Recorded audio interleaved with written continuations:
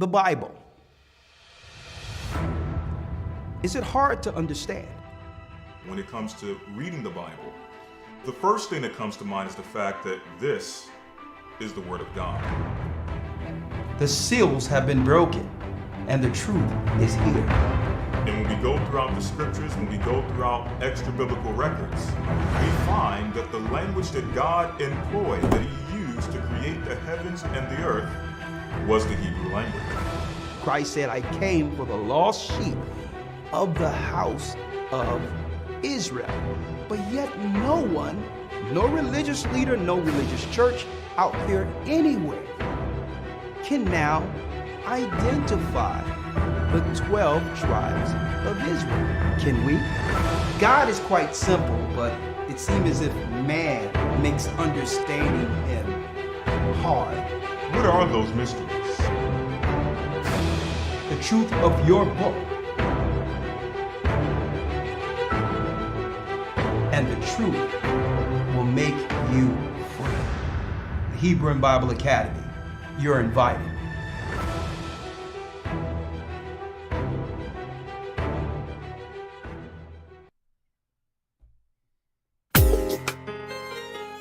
Shalom, shalom, shalom. Blessed, my brothers and sisters.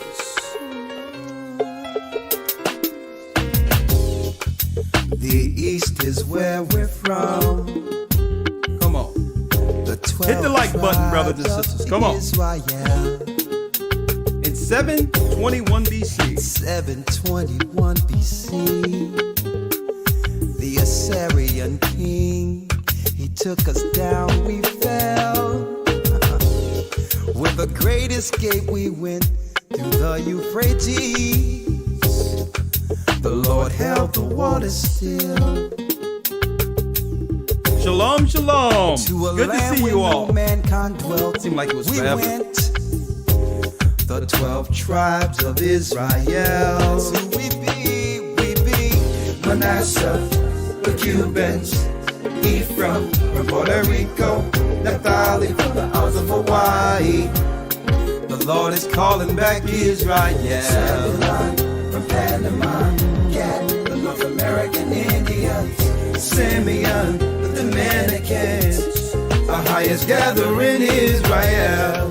The Arabs and Africans told us at gunpoint to gather our wives and children, then sold us. In the belly of these great ships we traveled in fear. By the rivers of Babylon we found our brothers here. A higher gatherer us in Colombia, Reuben from Australia, Issachar, the Mexicans. A highest gathering. Come on, hit the like button, brothers and sisters. The Negroes, Benjamin, the West Indians, Levi, the Haitians. A highest gathering in Israel.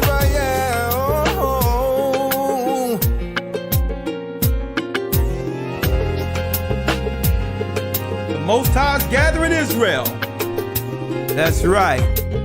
The gathering of Christ Church in Africa. Come on. All right. Asher in Colombia, Reuben from Australia, Issachar, the Mexicans.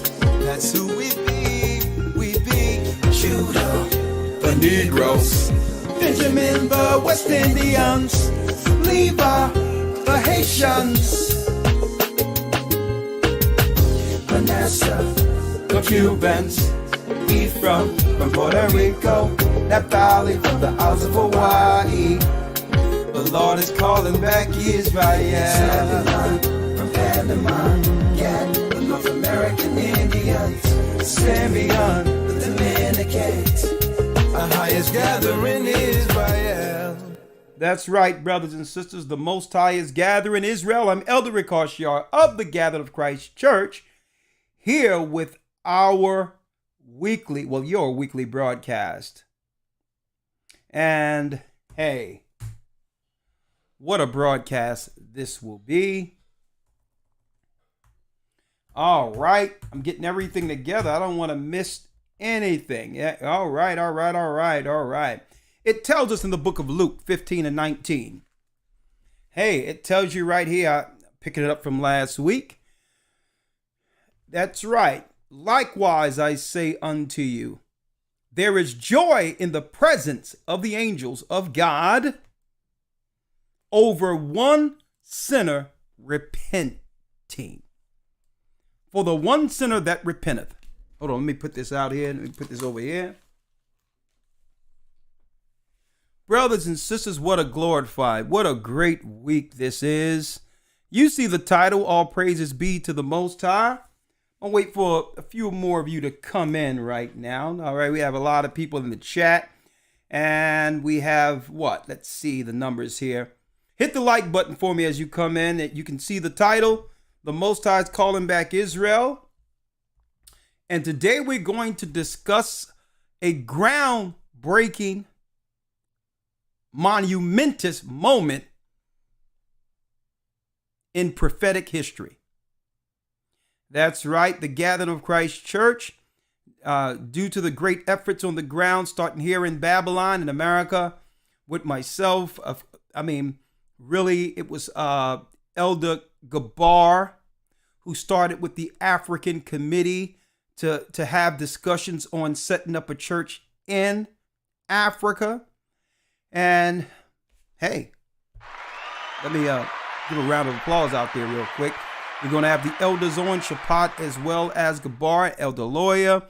We're going to have Gocc. That's right. We're going to bring all the elders in tonight because, like the angels, there's something to celebrate.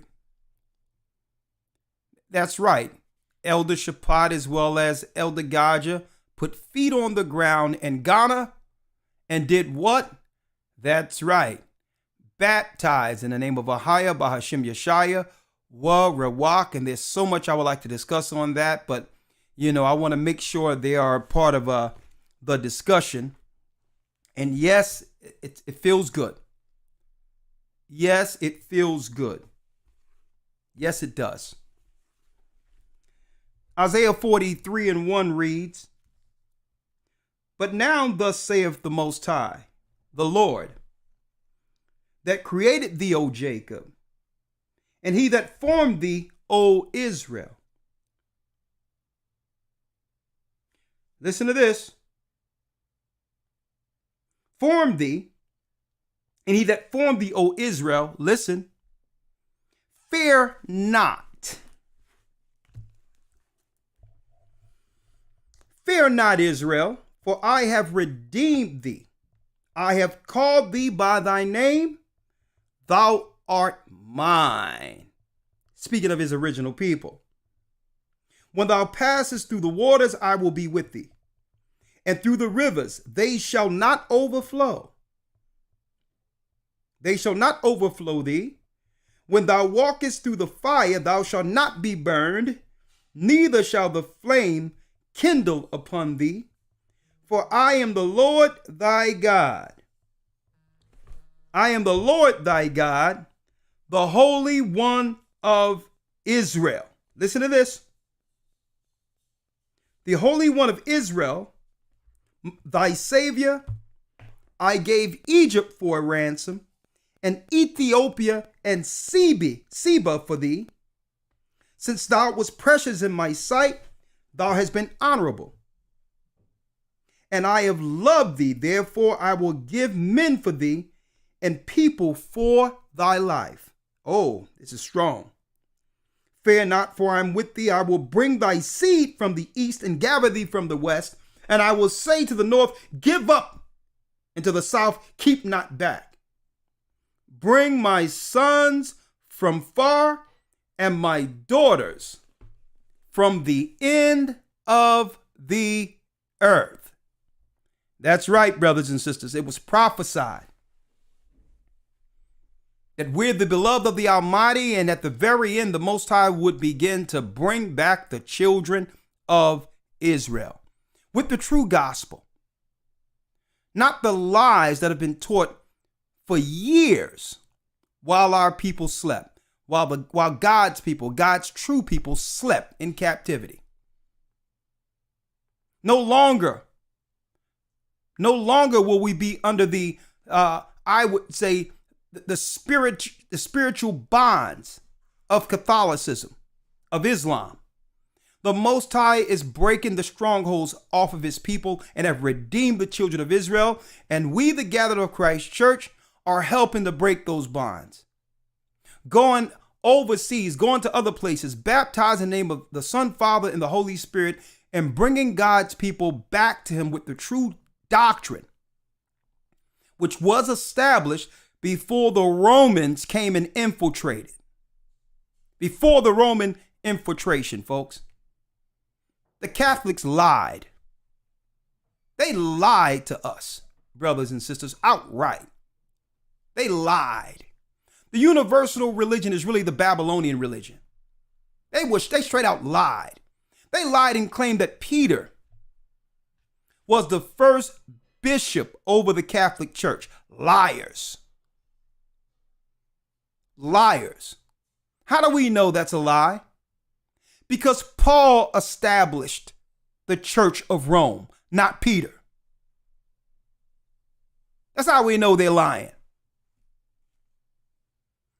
So they came in with that bold-faced lie to try to integrate or try to hide their paganism, knowing that one day our people would fall asleep and wake up at the behest of the enemy, teaching us against ourselves a false doctrine that would lead to damnation. Okay? They lied.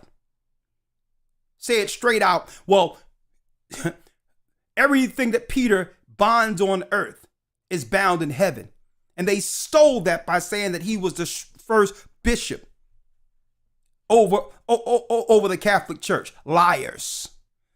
Took a statue straight out of the pagan temples of Rome and put it in the Vatican, lied to the people outright and said that that was the statue of Peter, and made all people, including our people, bow down and kiss that stinking feet, that stinking foot.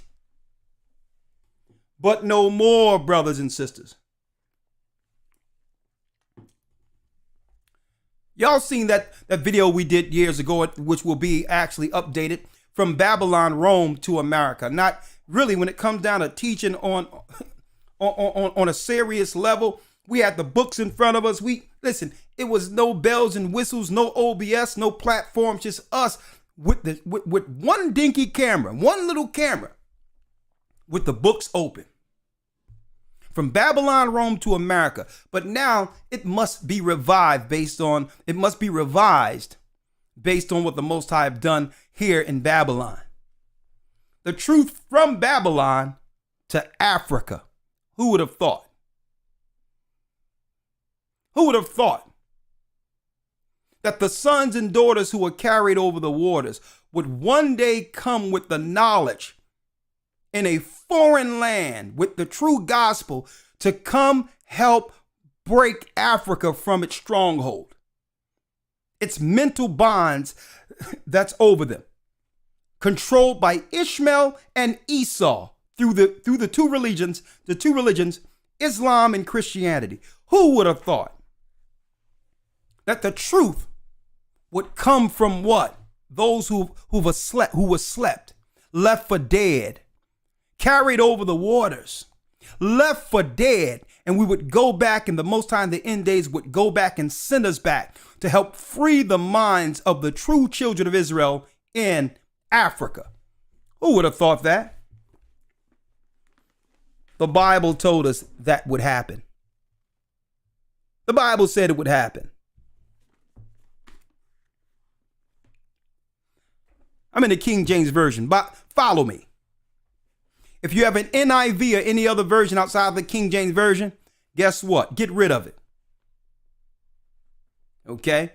Not a Jehovah's Witness Bible, not no New International claiming that it made it easier to understand when our people understood the Bible fine before the enemy came and started distorting the word of God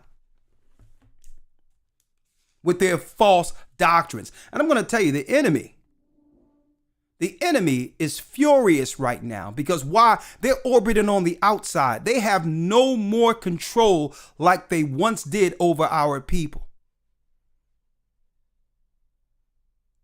Okay? They don't hold the religious, I would say, theological higher ground over our people anymore. They're liars. They're liars. But God said this would happen, that our people all over the earth, including Africa, would come to the knowledge of themselves. Repent for the sins, their sins and the sins of their forefathers, to come back to the knowledge of the truth that would lead to the promises of Abraham.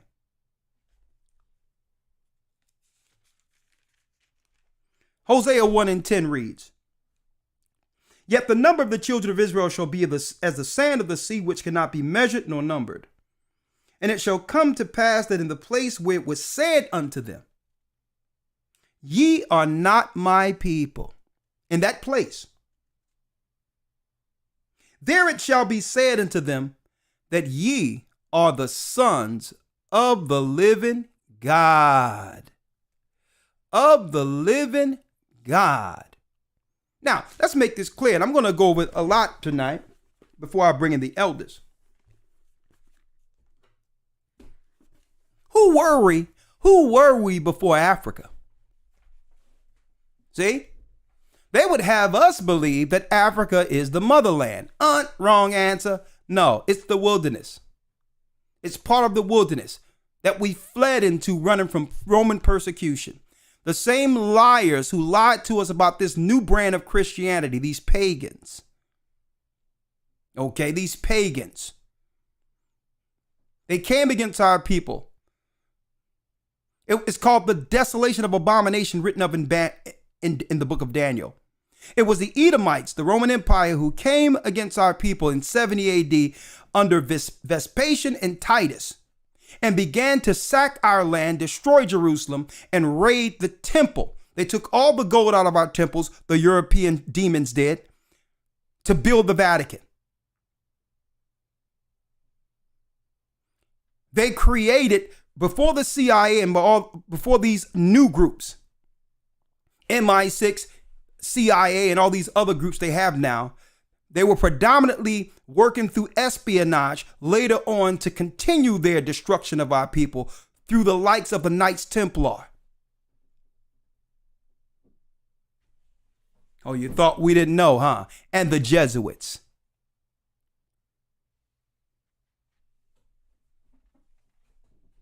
Okay. And they have a guy called the Black Pope, top Jesuit, who would always keep an eye on our people to deceive us through their education, their miseducation. And then they started doing what? Setting up theological establishments every place they found the children of Israel, including Africa, to deceive us. To teach us to learn the book against ourselves, believing that those demons, were the true people. When I say those demons, I'm talking about the Catholic Church, the Jesuits. They took this false image over to Africa when we fell in 70 AD, those criminals. When we came over here, they killed all of the elderly who knew better, that we were from the Igbo tribes who ran into Africa. Igbo is another name for Jew. And they started teaching us that we were Hamites here in America. Lo and behold, the Most High has awakened the lion, and we're back in Africa showing our brothers and sisters the truth. This was a lie. This was a lie. Now, some people might say, well, listen, it's common sense now, the cat's out of the bag. Who cares if he was white or black, whatever? It doesn't matter, right? See, but here's the problem with this image, brothers and sisters. We put down the white image because we know this is Cedric Bogier. Put down the image. But we continued as a people in the doctrine that came with it. We continued in the doctrine that came with it, leading us to what? The Apocrypha. that prophesied this false image. It's not just a doctrine. It's not just the face that's this white image. We all know that Christ wasn't a white man. He couldn't have been a white man. And that's not racist. It's truth. Even white people know better. But it's the lie, the doctrine of the Christian church, which was damning. So even if you put down the white image, he's still in your mind. This pagan right here is still seared in the minds of our people through doctrinal indoctrination. Wisdom of Solomon 14:8 reads,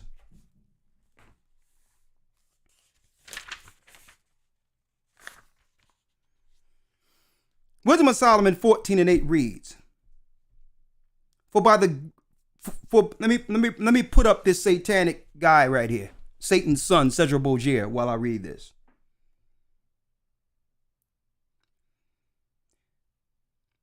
But that which is made, 14:8, Wisdom of Solomon in the Apocrypha, for that which is made with hands is cursed, as well as he that made it. Because he made it, and because being corruptible, it was called God. This is why they teach in that lie, Christ is God, when Christ never said that. He says he's the Son of the Almighty. He prayed to the Father in the Garden of Yosemite and said, let this cup pass me, but if it be thy will, let thy will be done. I came not down to do my own will, but the will of him that sent me. Christ didn't send himself. So they line in that false doctrine so that when you think Christ is God through that false doctrine, this man pops in your mind, and by default, here's your God. Esau, the criminal, the triptych of poisoners. But that which is made his hand is cursing, as well as he that made it, because he made it, and because being corruptible, it was called God. For the ungodly and his ungodliness are both alike hateful unto God. This image led to serious idolatry. For that which is made shall be punished together with him that made it. Therefore, even upon the idols of the Gentiles, shall there be a visitation, because in the creature of God they are become an abomination and a stumbling block to the souls of men, and a snare to the feet of the unwise. The Catholicism, Christianity, all the denominations of them have become a stumbling block to our people. When there's only one path, the Roman Catholic Church, with their evil intentions against our people, created thousands of paths claiming it was Christianity, when Christ only brought forth one doctrine. If that's the case, then why is there different denominations of churches? They're the many what? That's right. They're the many harlots that comes from the whore, the mother of harlots. If there's only one path, why is all of these denominations attached to one Catholic Church, with the credos and missions given to them by the enemy? Baptist, Pentecostal, Jehovah's Witness, Seventh-day Adventist, on and on and on and on and on and on. Lutheran, on and on and on and on. Must I name them all? Baptist, Apostolic faith. They're all controlled by the harlot, the whore. And really their intentions was to snare our people the whole time. But here it is, jumping right back to it. It says 15.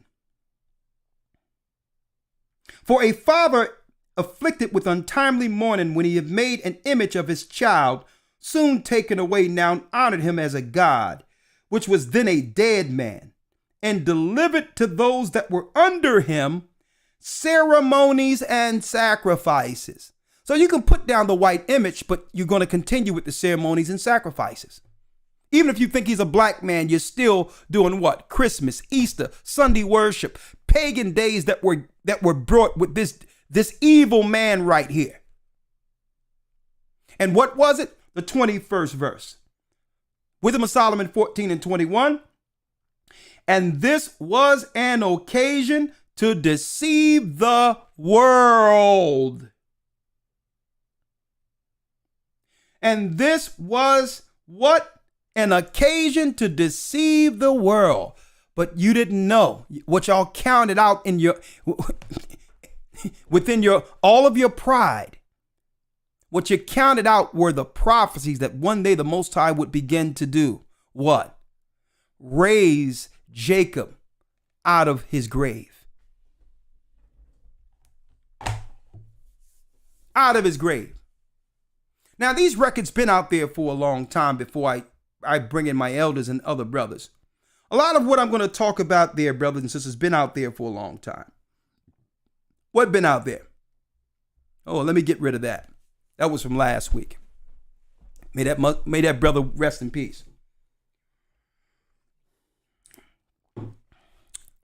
Oh, yeah, we're going to show you. We're going to show you. It's been out there for a long time. From Babylon to Timbuktu, a brother by the name of Rudolph Art Windsor, who learned predominantly under a form of Judaism. Okay, in the 60s and all that. And guess what? He wrote what? Not his own ideas. When it comes to the history of our people running into Africa in this book called From Babylon to Timbuktu. Okay? That's right. There's historical records and references within this particular book, brothers and sisters, from secular history outside of the Bible that confirms this research to be true. That the blacks who ran into Africa aren't Hamite. They weren't from Africa. They were from Jerusalem. They were from Israel. And it reads here in the highlighted part on page 84. I'll read it out to you so that we can go straight to it.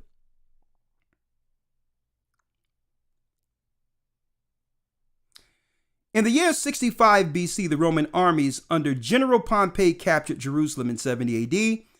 General Vespasian and his son Titus put an end to the Jewish state with great slaughter. Speed up the Edomites who killed us from Rome. During the period of the military governors of Palestine, many outrages and atrocities were committed against the residue of the people.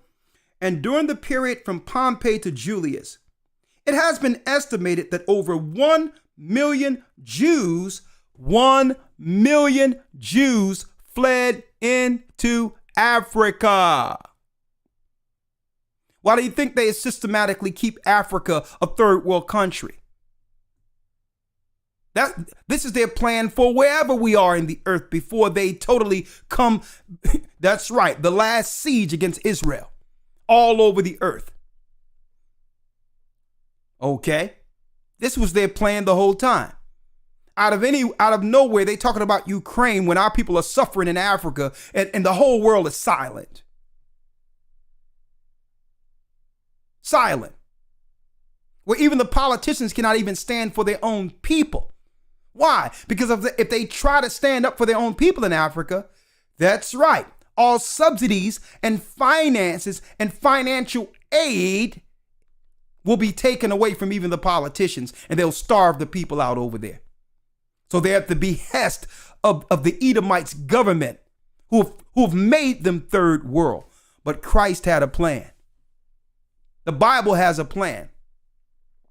That when Jacob began to come back to the Father and call on the Father, he'll answer. Over 1 million Jews fled into Africa, fleeing from Roman persecution and slavery. The slave markets were full of black Jew slaves. The slave markets were full of what? Black Jew slaves. The slave markets were full of black Jew slaves, folks. They will never teach you this. They will never teach you this in your Christian church, ever. Forget about it. They will never teach us this, that we're not from the seed of Ham. Those were stalling tactics they taught in the religion, in our Christian religion, until they would find a way to do what? to get rid of us altogether once the cat was out of the bag. Stalling tactics. Their theology was stalling us long enough until they can find ways to get rid of us. Like what just happened in the last few years when all of a sudden, out of all the people on the earth, there was one particular people in our neighborhoods and in parts of Africa who were disproportionately affected. Biological warfare. The slave markets were full of black Jew slaves. So don't let no one out there, folks, lie to you and make you believe that this is something newly cooked up that came here, that was created here in America. The history that Rudolph R. Winston goes into predates America. So there's no such thing as Hebrew Israelism. There's no such thing as that. That's something they've created to demonize what they are trying to equate or parallel with some like a Black Panther or some black nationalist garbage that doesn't exist. Okay? Outright. So 70 AD it was showed us in the Bible that this would happen in 70 AD, and it happened. Our people ran into Africa. Galatians, the 4th chapter, tells us that Jerusalem is above, is free, and it's the mother of us all. We're not from Africa. And soon we're going to free the minds of our people to realize the gift that comes with one day desire in Zion. And it starts with the gospel of Christ, not the lies that were given through the Roman Catholic Church. Going right through Matthew 10. Yeah, you see me. I'm straight sword. I'm straight in the sword today.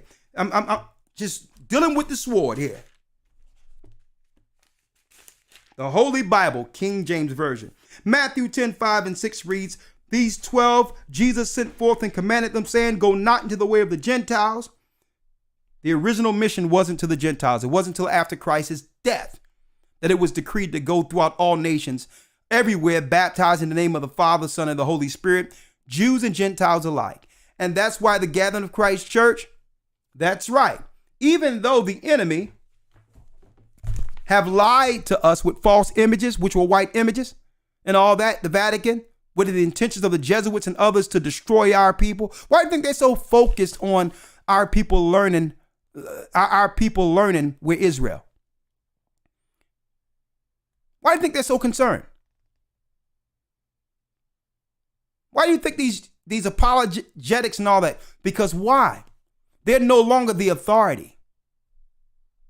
Why are they so concentrated on urban apologetics? No, go do what you do. Why are you worried about what we teach our people when you've done nothing but lie to us by not telling our people in Africa and others that we are the true children of Israel, according to the Bible and according to history? And we don't need no stinking DNA test to confirm that. Your science is madness. You can make your science out to be anything you would like. But what you cannot change are the prophecies. And there's no white people anywhere who've experienced the curses of Deuteronomy 28. So you can't even say you have anything to do with the curses of our people going into slave ships. And that's right. Chinese people can't say that they have a stake in that. Neither can the Arabs, and neither can the Hamites. Matthew 10:5-6 reads, "These 12 Jesus sent forth, commanded them, saying, Go not into the way of the Gentiles, and into the way of the Samaritans enter ye not." Now, the reason at this time Christ said, don't go to the land of Samaria, for those who are not in the academy, you would know this, is because in the book of 2 Kings, the 17th chapter, it tells us 721 BC, around 718 BC, folks, there was a split well before that time between what? The northern and southern kingdom. And that's right. The Assyrians took out the 10 tribes. They were driven from the land for disobedience. and imposters was placed in the land. Different races of people outside of Israel were placed in the land by the Assyrians instead of the children of Israel in the land of Samaria. And that's the reason why Christ said, don't go to them, because the initial mission weren't for the Gentiles. It was to get our people together first who would deliver the doctrine that would change this earth. And brothers and sisters, you are witnessing the doctrine that was given before the Roman Catholics came and destroyed it. The 6th verse. But go rather to the lost sheep of the house of Israel.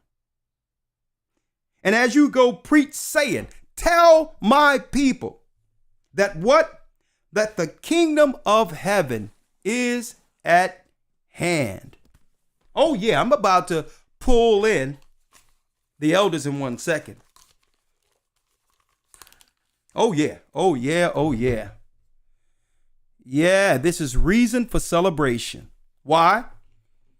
Because from Babylon, the gospel came.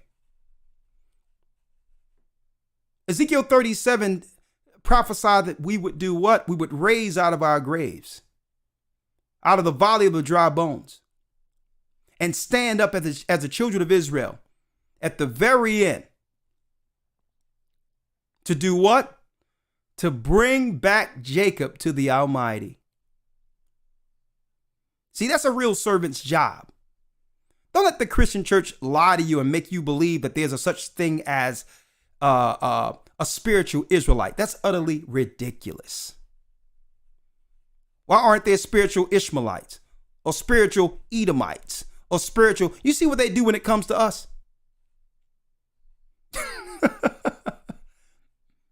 Every other nation has a place prophetically in the Bible that can be identified. Everyone knows that the United Emirate and the families who've created that, the kings of the United Emirate and the princes of the United Emirate, are from the seed of Ishmael.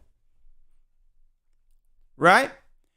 But now when it comes to one being an Israelite, according to the Bible, it cannot no longer be denied. They want to come with these fake terms with a theology, a replacement ideology. It's called replacement theology. Any place that the Bible says Israel, we must make those people believe it's speaking of spiritual people who believe in Christ. And through the replacement, if I'm a white man who believe in Christ, I've replaced the original people. So even if they come back to the knowledge of the truth, there's no space for them, because God, their God, have rejected them only to accept who? Me.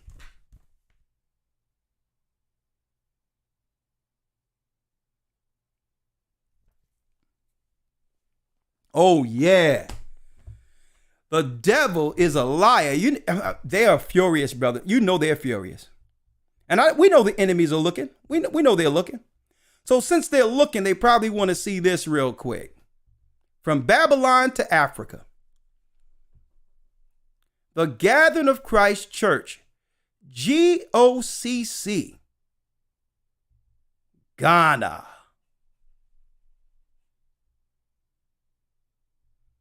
Gocc, Ghana. And we're going to have the elders come on to give the experience of them going over there, baptizing brothers and sisters, and some of the hurdles they had to overcome to get our brothers and sisters into that water.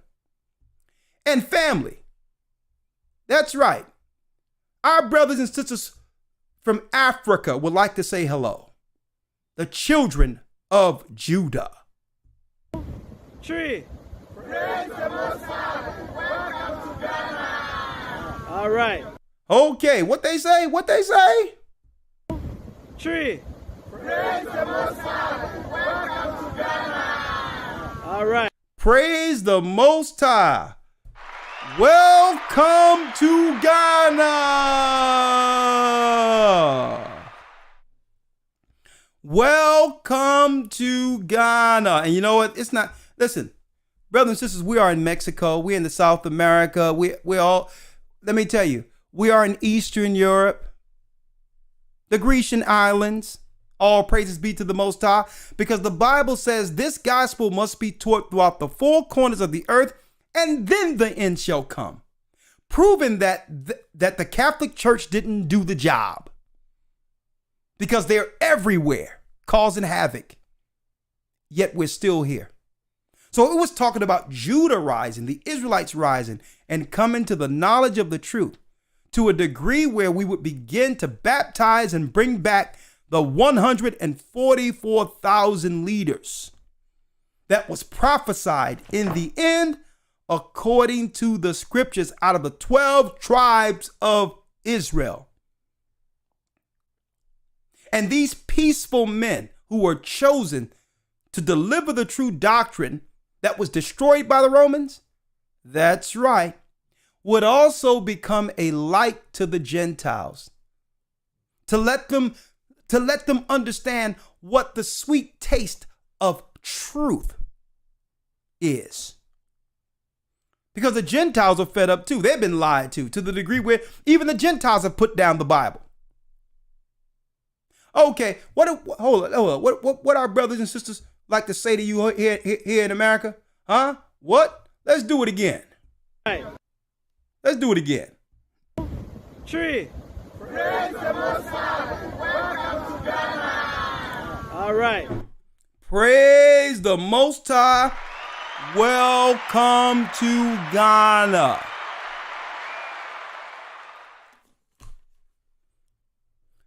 Brothers and sisters, this is what the enemy feared for years, this day.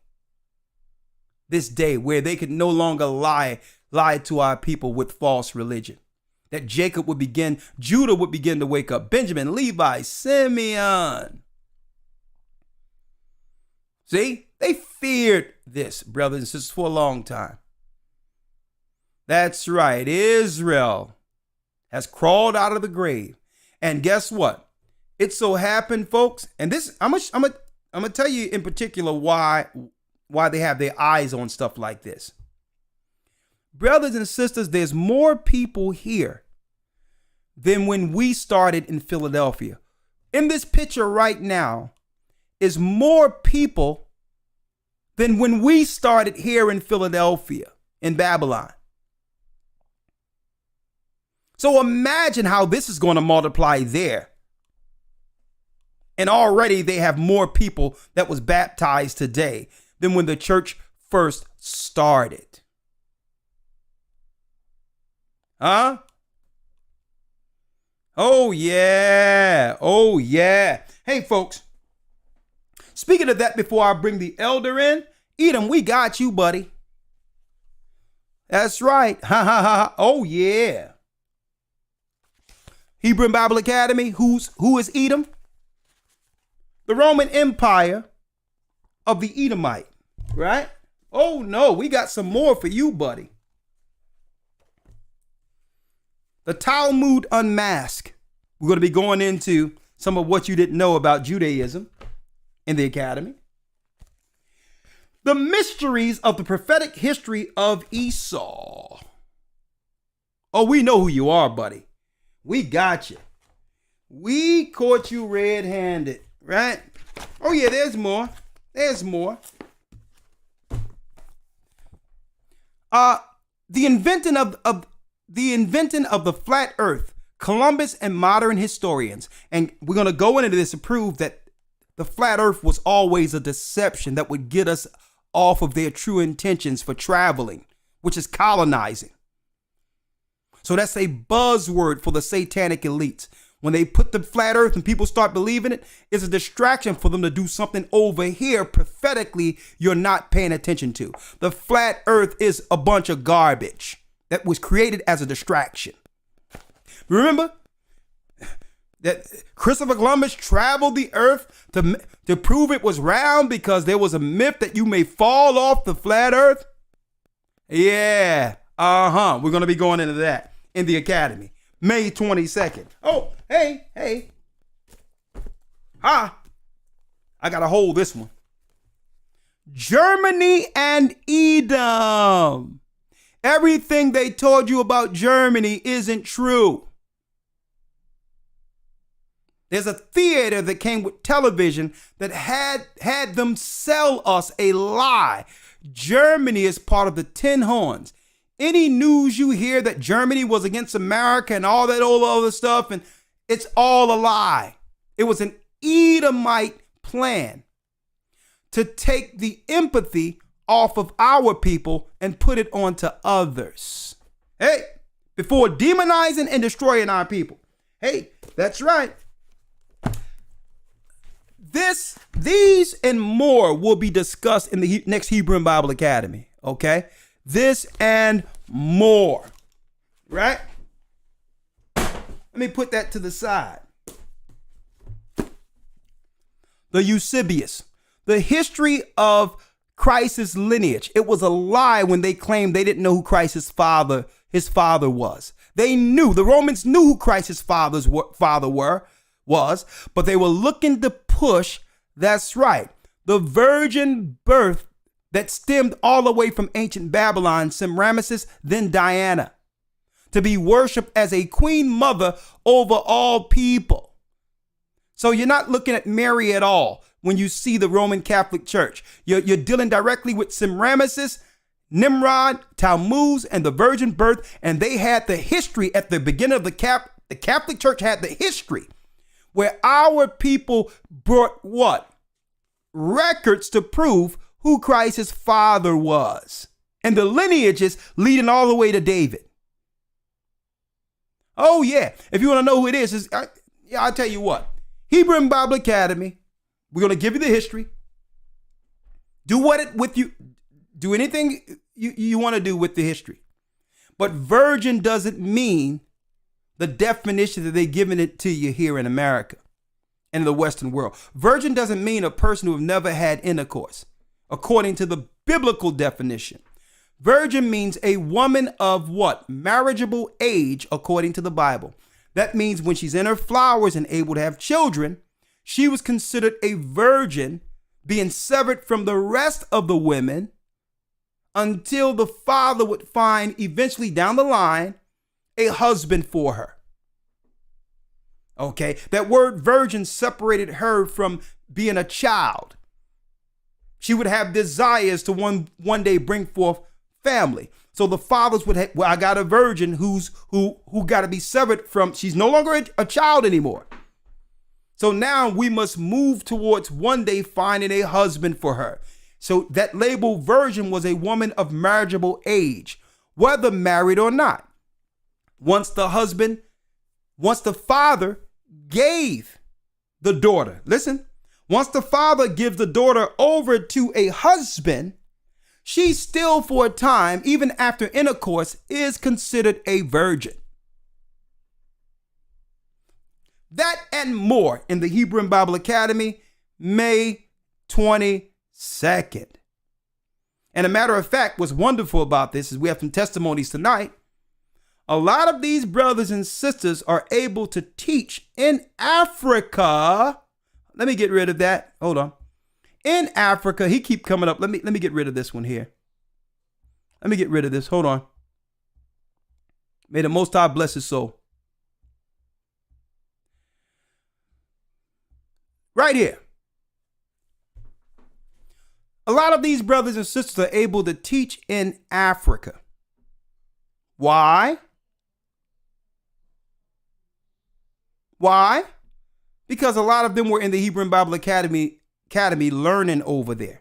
And it's going to teach the information that they have learned through the academy throughout all of Ghana. And you best believe this is going to spread like wildfire. You best believe that. I know what's going to happen. All praises. All praises. May 22nd. I want to see everybody up in this academy, man. Everybody. Let me tell you, we're going into records that we've never gone into before. On top of that, we're going to show you who was the real, what? You got it. The real Prince of Egypt. Who was the real Pharaoh when the children of Israel, our people, were in Egypt? Well, they lied and made us believe that it was Ramesses.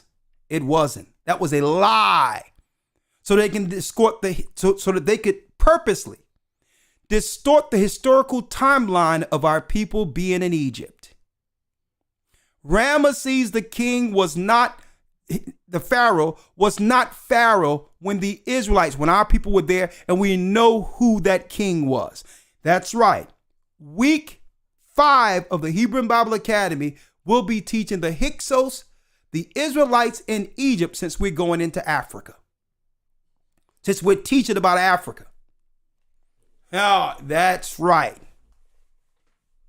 That's right, folks. We're going to show you who we're going to give you the correct timeline that we were in Egypt.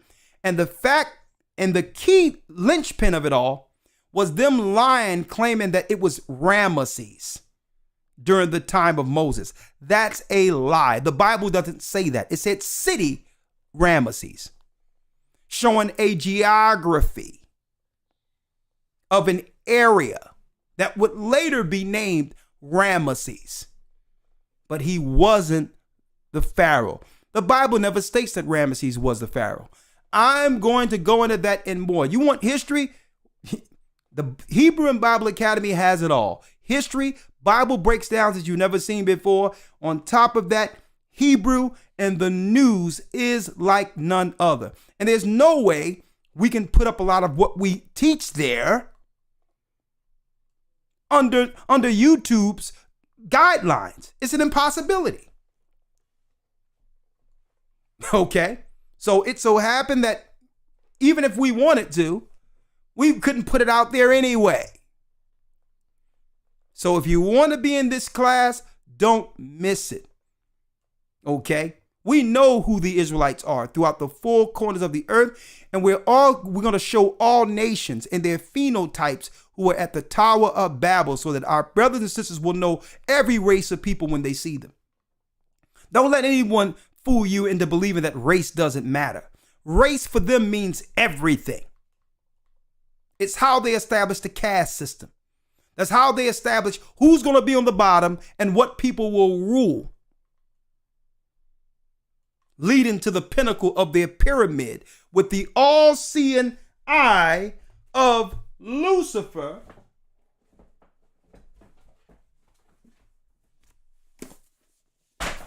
at the top of it.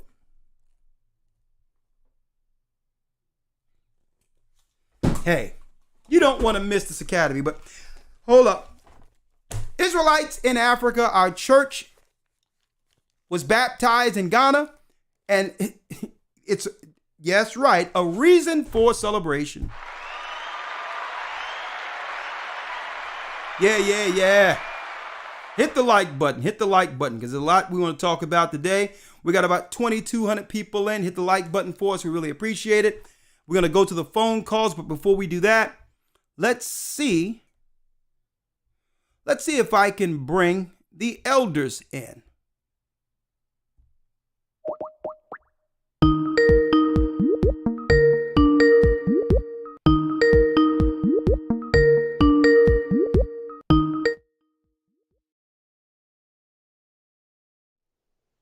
Elder Gocc. Okay, Elder Gocc, I'm ready for you to come on in. Right? In the meantime, let me see if I can get Elder Shapat.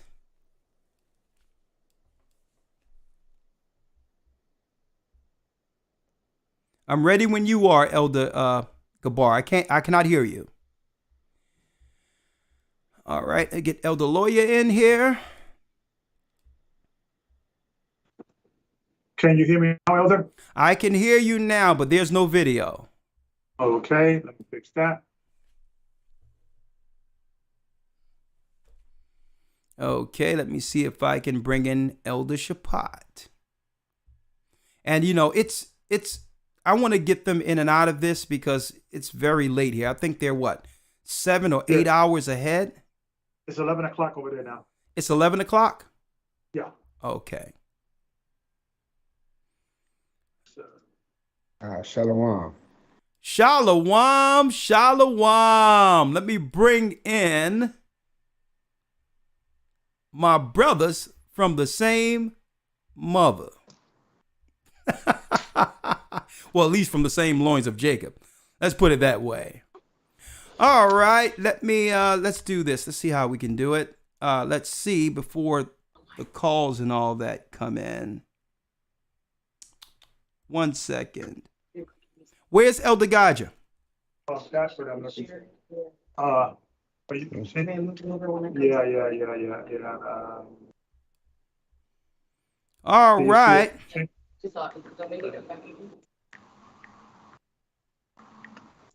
All right, do me a favor, Gabar. Cut your mic off real quick.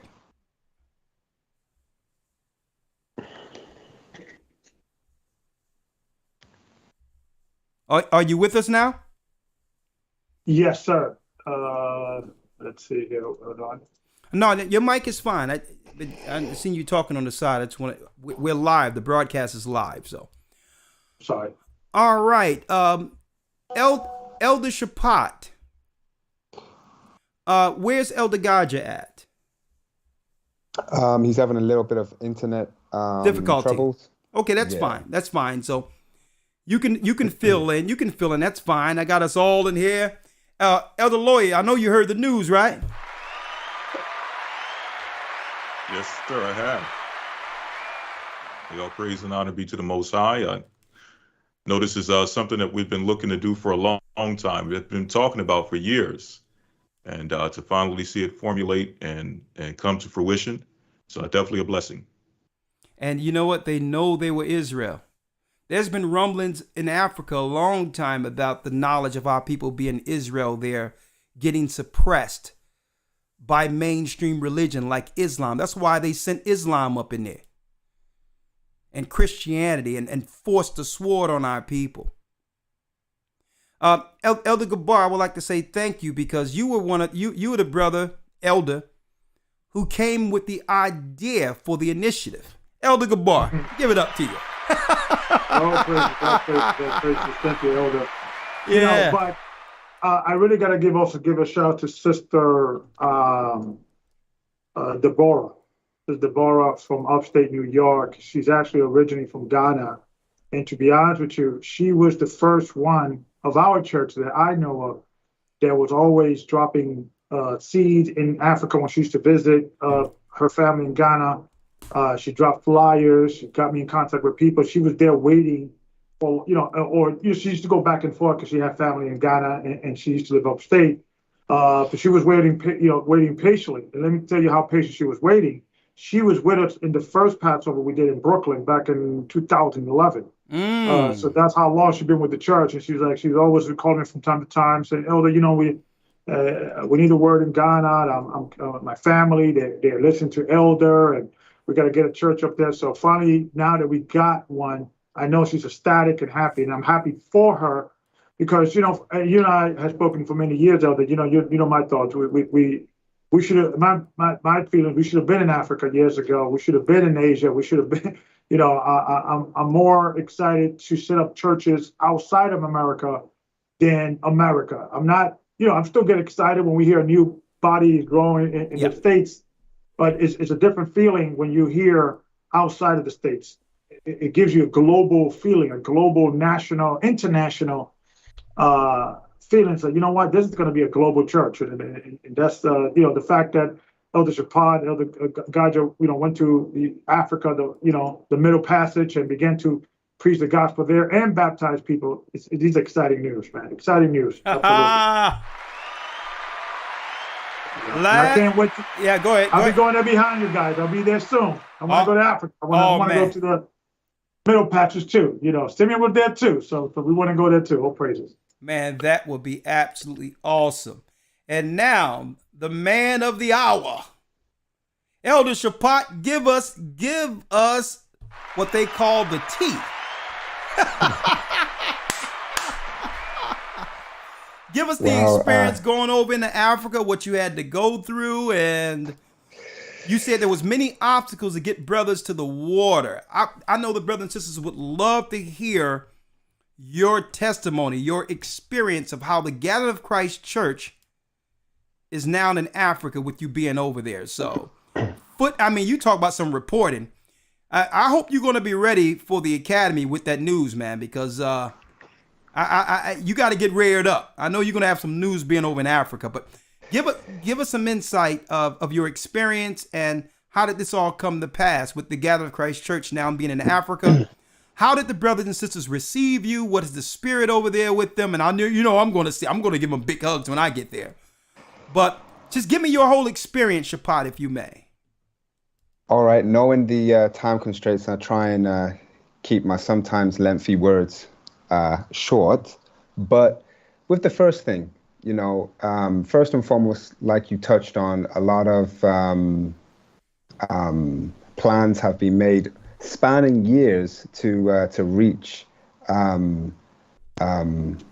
Africa as a whole, and particularly Ghana. And then the whole COVID thing, so-called, hit. And speaking of obstacles, there was actually, on paper, like at their official websites and everything, there was no clear path, like an open door to say, hey, if you're not juiced up, it's cool to come here. So that was like stepping out on faith by itself, right? So that, all praises be to the Most High for that, and was able to come unmolested. Let's keep it there. And when he say unmolested, I got to clear stuff up like that. He's talking about how when you go through what they call that, what they call that when you're in the airport. The pat down, I think, is TSA. Yeah, the TSA. Yeah. Go through The the TSA, TSA right. And have to get groped, just to get through. And then if not that, poked up, up the nose and all types of crap going on. And it's really a deterrent to stop people from traveling. But I digress. Go ahead, Elder. right. So with that, the height of that with certain countries, and really what it is on paper, Ghana making it appear to appease, the powers that shouldn't be, but unfortunately are, to appease them. So on paper, yeah, this is what it is, but in reality, it's something a little bit different. It's speaking about the height of, being violated, which is that the juice. But beyond that, You mean when it comes to the shots and all that? Yes. Okay, yes, go on. There's they make it appear that that's the only option, but when you read between the lines, the fact that there's a test upon arrival for non-juiced up, and they offer you the juice, reading between the lines lets you know there must be a way to not have to do that.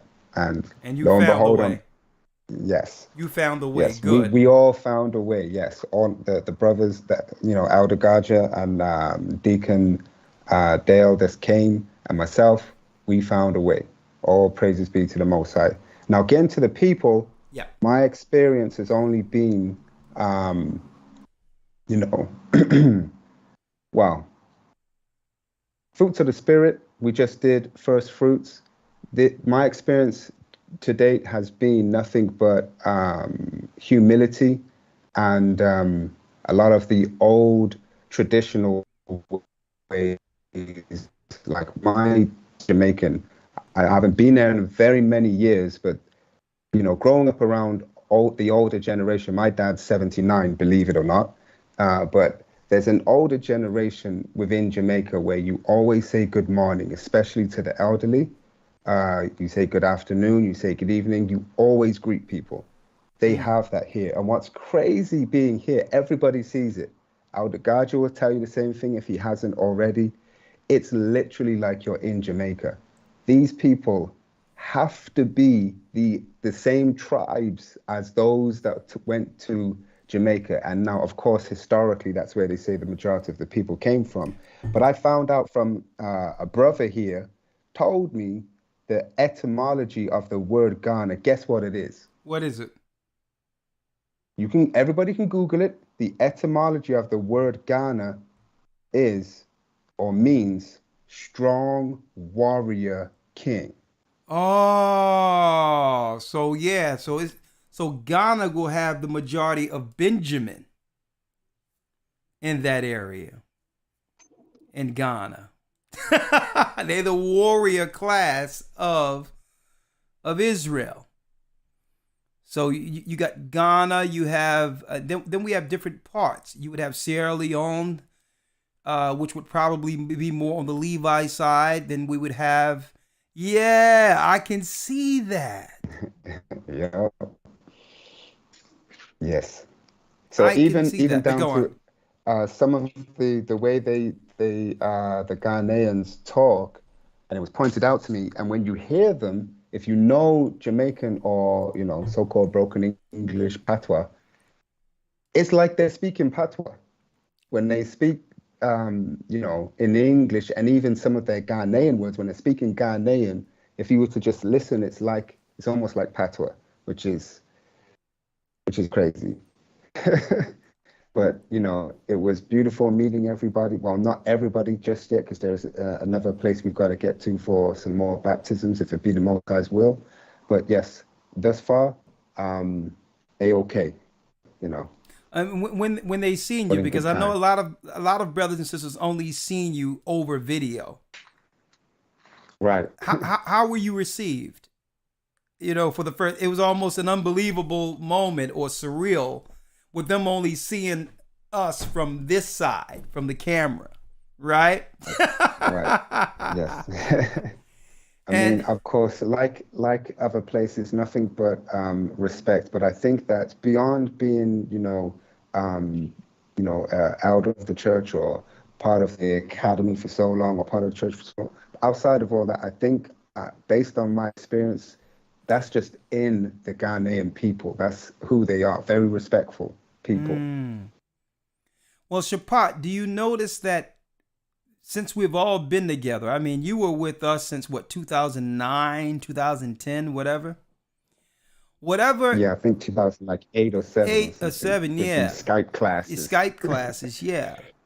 But it seems that whatever we discuss and usually what we discuss, even seeming far-fetched at the time, the Most High finds a way to manifest and to bring it into reality. Just the idea that we talk in circles, we talk amongst ourselves. Man, it'd be good if we could do this. It'd be nice if we had that. People are frustrated, emailing us and saying, well, please, when we gonna do it? And then it seems so far-fetched or out of the realm of reality when it's first presented. But when we start speaking about it and begin to act on it, what happens? It seems like immediately the Most High began to bring it forth. And I'm not just talking about with Africa. With everything we've done in this work, this faith work, it's been just like that. It starts with an idea. It starts with a conversation out of nothing. And then we're sitting. Now you're sitting there in Africa out of a conversation. Because don't forget, when Elder Gabar brought it up, it was more so how many people we got over there. Is it possible? There's a sister in my church that are from there. It started like that. Right. But the first week in the academy is creation, and that everything came from a word. The Most High's word cannot return to him void. Where two or three are gathered, Christ is in the midst. Whatever we bound on earth, it shall be bound in heaven. It's his work, and we just came out of first fruits and dealing with the talents and things that are given to us. Some are given 10, some 5, some 1.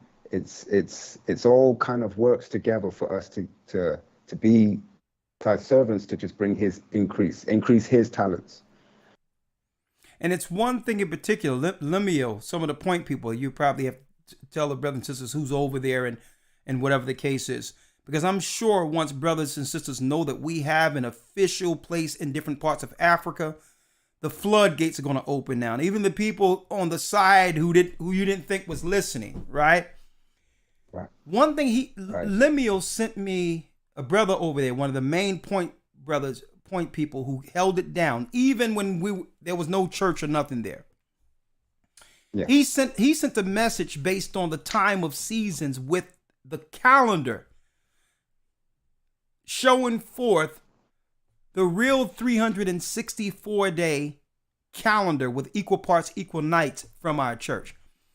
And he was flabbergasted, that he was amazed that every time the season or the quarter would change when it comes to a new moon, in Ghana, he said you can see the change from each season right on point with that calendar that we ship from America to him over in Africa. They're closer to the east, right? You know how every time when the season would change, us in the east, it would be instant. We would see the change instant. Well, out of nowhere, the brother sent me a message says, Elder, that calendar is holy.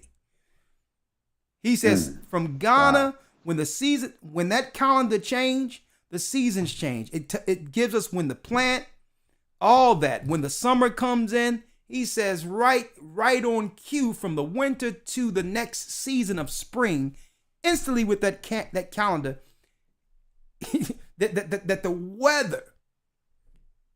the weather actually falls at this of change of seasons the same way it shows in our calendar from the east.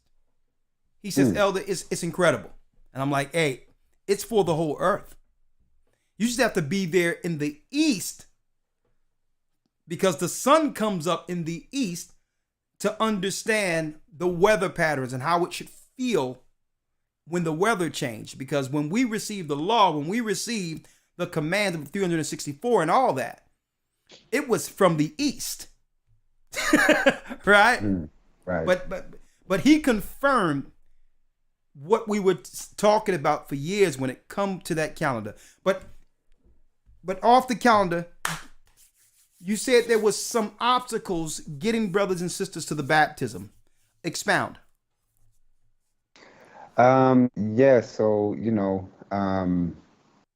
well, to that point, before I get to it, the image they portray of Africa, where, and you've touched on it over the years, they regurgitate this young, shirtless boy with a bloated belly with flies flying all over him. That guy must be like 40 years old now, but they keep using the same image. But anyway. You talking about the little black kid waving flies off of him. The real idea of what they want imprinted when it comes in our minds, when it comes to how Africa is portrayed. They wanted to see people with bellies and flies and one bowl of rice. I'm like, what the Hades is this? But go on. Right. Yeah, he was probably one of the older immigration officers in the airport. But anyway,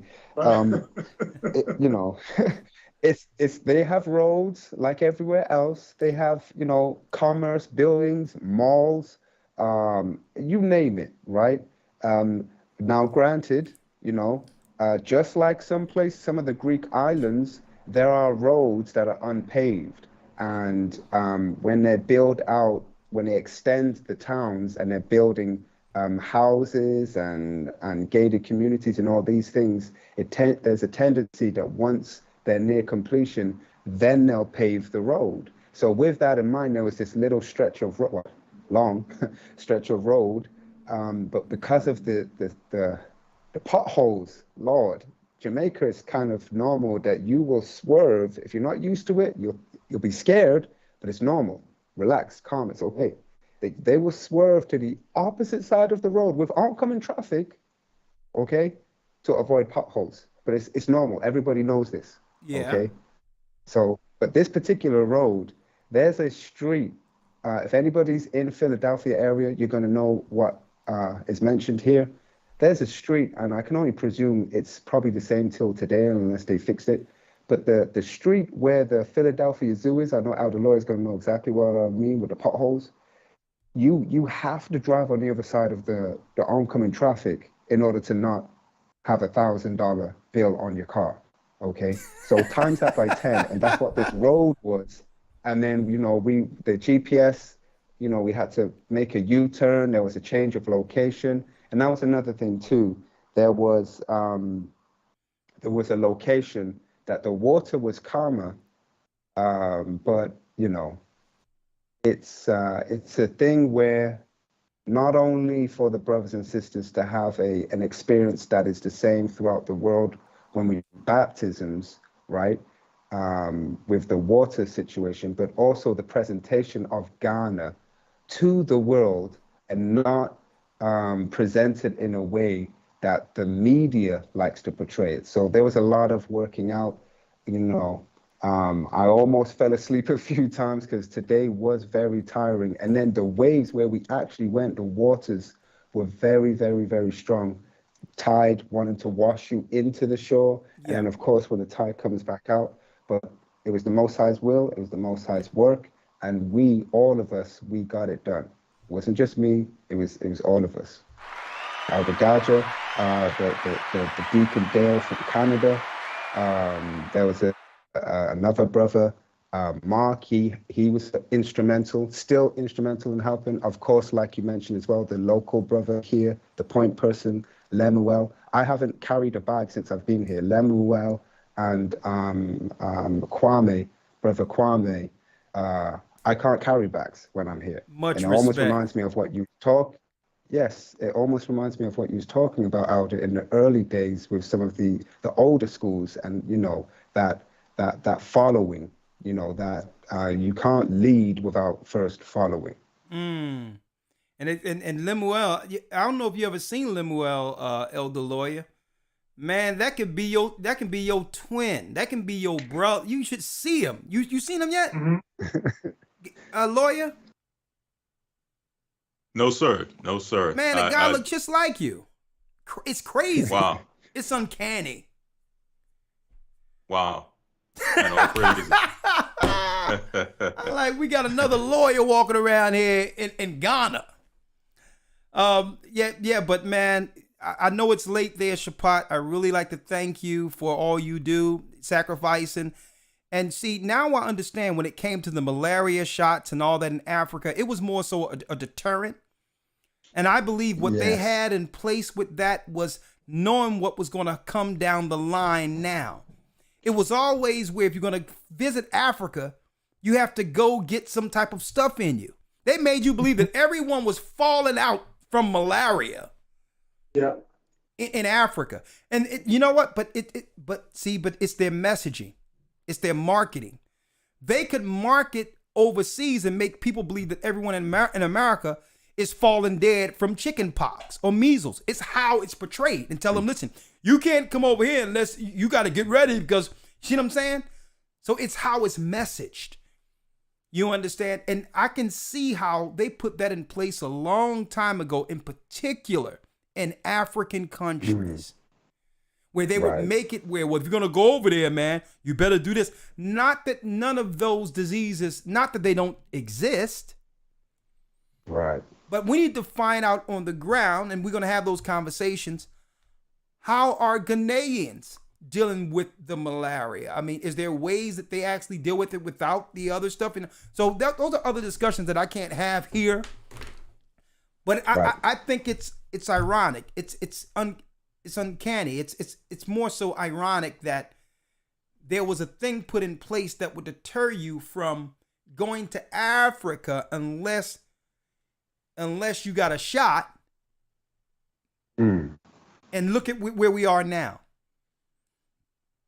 Right. You understand? So these were all things, undercurrents that were put in place years ago in preparation for how they would deal with the whole earth. Where you can't go here unless you have that. You can't go here. Really restricting people from traveling.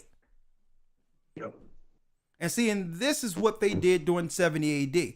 Started cutting off roads, making it hard to be able to travel to other places, claiming this, that, and the other.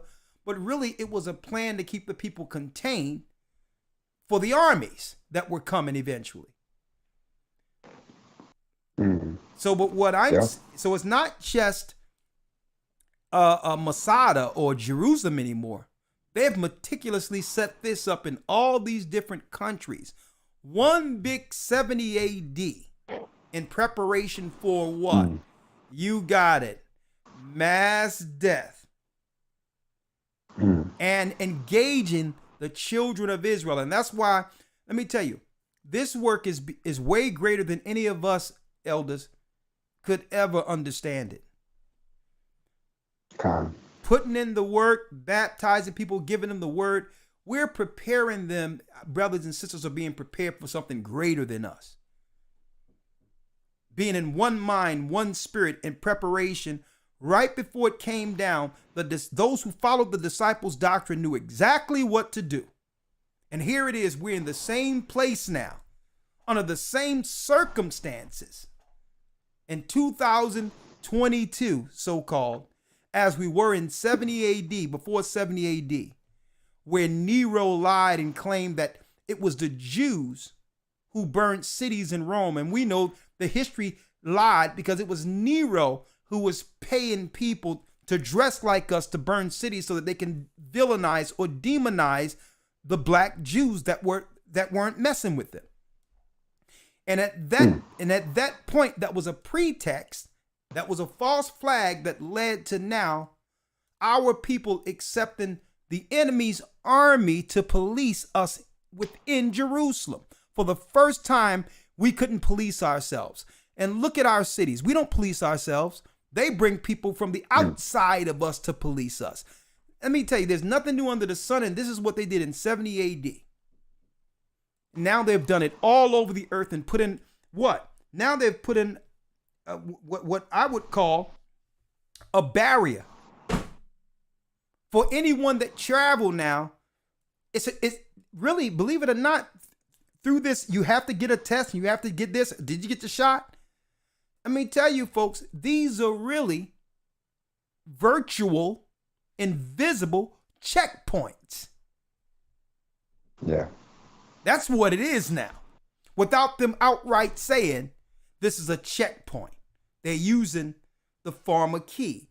They're using all these other things so that we cannot believe that freedoms have been taken. That we don't realize that freedoms have been taken. Right? So, but for you to go over there and be there and didn't have to go through all that stuff, Shapat, that in of itself shows the power of the Most High. And we are encouraged that we will still be able to travel and do what we need to do, even outside of the obstacles they place in front of us. And to that point, if I may, I would say really it was, if it wasn't for the Most High's work, I couldn't see it going the way it did.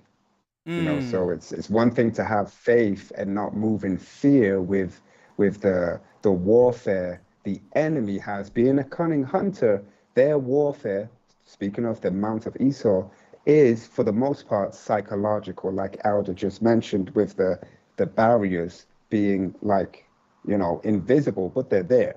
Yeah. But it's one thing to move without that fear, but I think really it's another thing doing it because it's the Most High's work. Exactly. So I know you have more plans for baptisms tomorrow. Of course, we got to deal with the business of setting things up, and I'm going to talk to you about that tomorrow. All praise be to the Most High. And you know what? Wait till you see the new garments that are being put together under Gocc. And the sister showed me the prototype, and I got measured for the bishops, elders, and the brethren and the sisters eventually going to be out there with all white, but we're going to have the gold and white on the streets. And we're going to send a whole package of those garments to Africa.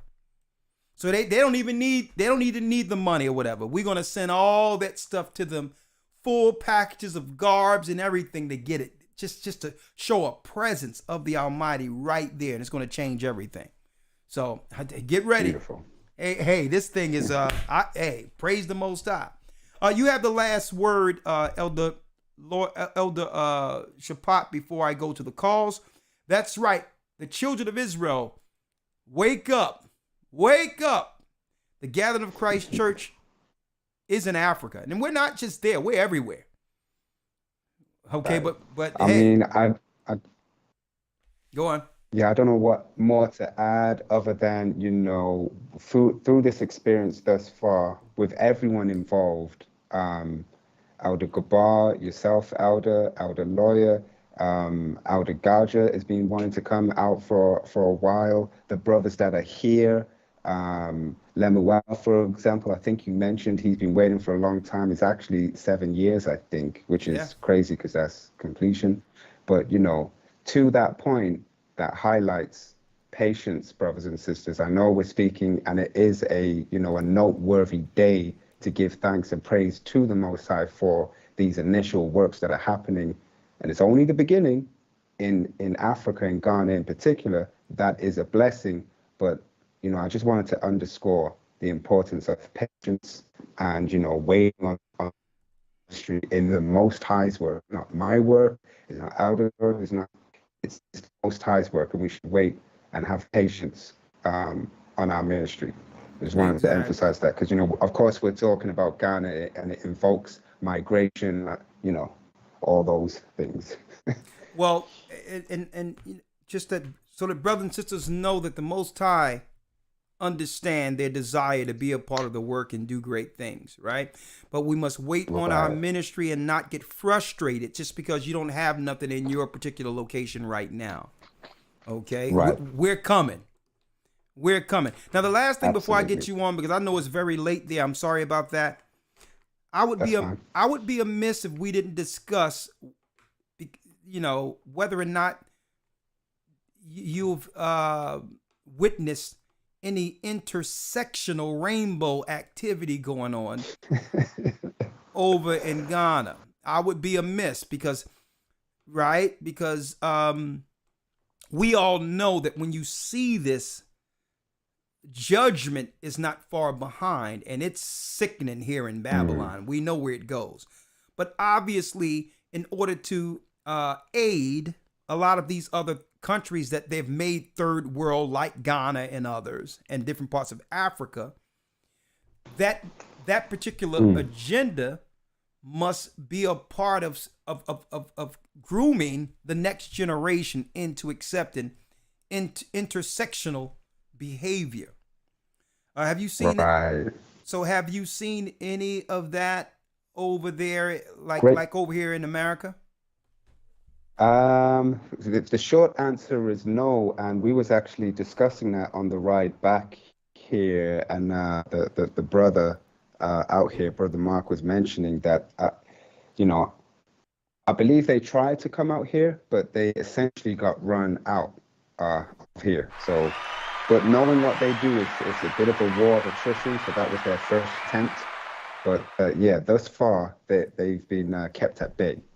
Okay, so they came with the anthem, "It's Raining Men," on one side, and on the other speaker, "I was born this way," by whatever Gaga, if y'all want to say Lady Man or whatever. And the Ghanaian warriors ran their tails out of the country, is what you're telling me. Yes. Oh yeah, that's a wonderful thing. Praise the Most High. Oh yeah, by the way, since brothers and sisters are here, you have the last word, Elder Shapat, because I know. Can you give some insight before you go? Because, you know, brothers and sisters have missed us for the last couple of weeks. They're jonesing, they're fiending for an academy. They sitting there on Sunday scratching their arms. You know what I mean? I'm going to, what I'm going to do, you know what I mean? Doing this. They fiending for an academy on Sundays, right?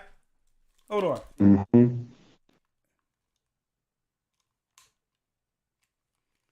Right. Hello? Yeah. I'm sorry, the thing came out. Can you give someone, That's okay. Can you give some insight, without going into any news in particular, what brothers and sisters will experience in your next news segment Sunday after next? Just a little snippet to what they can look forward to next Sunday. Okay, let me see here. I mean, we're okay, so I'll do this one. All right. Come on. Just give us a little snippet, because the brothers and sisters don't know that the news be off the chains, but come on. Now, this article speaks to some of the points you mentioned about, you know, them stealing these. When I say they, the so-called, there was the book you mentioned. What was it? Germany and Edom or something Oh yeah, I about have it. preempting. Okay, I got it right Yeah, here. preempting the eventual obvious sentiment and sympathy, okay, which would lead to some form of reparations for the descendants of the slave trade. Okay, so they preempted that with the so-called German thing. Well, the article here is interesting, and it's interesting that you have the book German and Edom. That's the name of the book. Now check out the article. I would have had no idea that you was looking into that book. I didn't know the book existed. Here's a freebie. German airline accused of booting all Jewish passengers off of a flight. And now what's interesting, okay, what's interesting in the article, it mentions for some reason Ghana, which is interesting, right? But what was, they're saying, when you look at the article, these guys were going to celebrate some so-called famous rabbi, so-called, okay? And some of them weren't following mask mandates. So because of that, everyone that had on the ultra-Orthodox Jewish all-black wizardry outfit, Yeah. I guess because they're not Okay. so-called black, that's why they wear black. Okay, But well, anyway, I gotta, they, I gotta say that everyone have different outfits and all that, and we got, I personally respect anything that somebody would like to wear themselves. You know what I mean? In a free world, and yeah, let me put that out there. I mean, to it's your opinion, that but point, I right? we have to keep To, our we have to keep our YouTube channel. But come on, right. To look that at point with Lawyer the clothing. laughing. To that point with the clothing, that's the interesting point. Some in the group were able to change their clothing, and because of clothing, were able to make it on the plane but then in the same article, it mentions their race. And I've never understood race to come from clothing. Yeah, so it depends on what you're wearing. That would determine what race Right. one would have to accept you as. Right. That's interesting. That's interesting. But yeah. I mean, boy, you pulled one of those. I wish I could expound more on that, but we're not in the academy. But Right. some So people hence what is going to be in the academy. some people can put on and take off their ethnicity, and most people, some people can do so. So I wish we I could listen. do that. I wish I had that. I wish I had that gift. You know what I mean. I wish I could do that. Okay, they'd be like, I don't care what you put on. It's gonna be like, you're blackity black and you're black, y'all. Right? But speaking of black, I'm black, y'all. I'm bliggity bliggity bliggity bliggity black, y'all. Yeah. Speaking of black, in America, Shapat, in America, they taught our people here in America, and this is why we had to set the record straight and go back to Africa, and bring the gospel to our brothers there in Africa. The true gospel, not this madness that was given to us by Edom called Christianity. Modern day Christianity, another lesson in the academy. They taught us they told us that we were Ham out of the Bible, that our people, slavery is because you are suffering the curses of Ham, is what they told us. So if you're going to go into curses, why didn't they go into Deuteronomy 28? Because there's way more prophetic understanding of what's going on with our people compared to Deuteronomy 28. And if you, in comparison to one curse of Ham's son Canaan.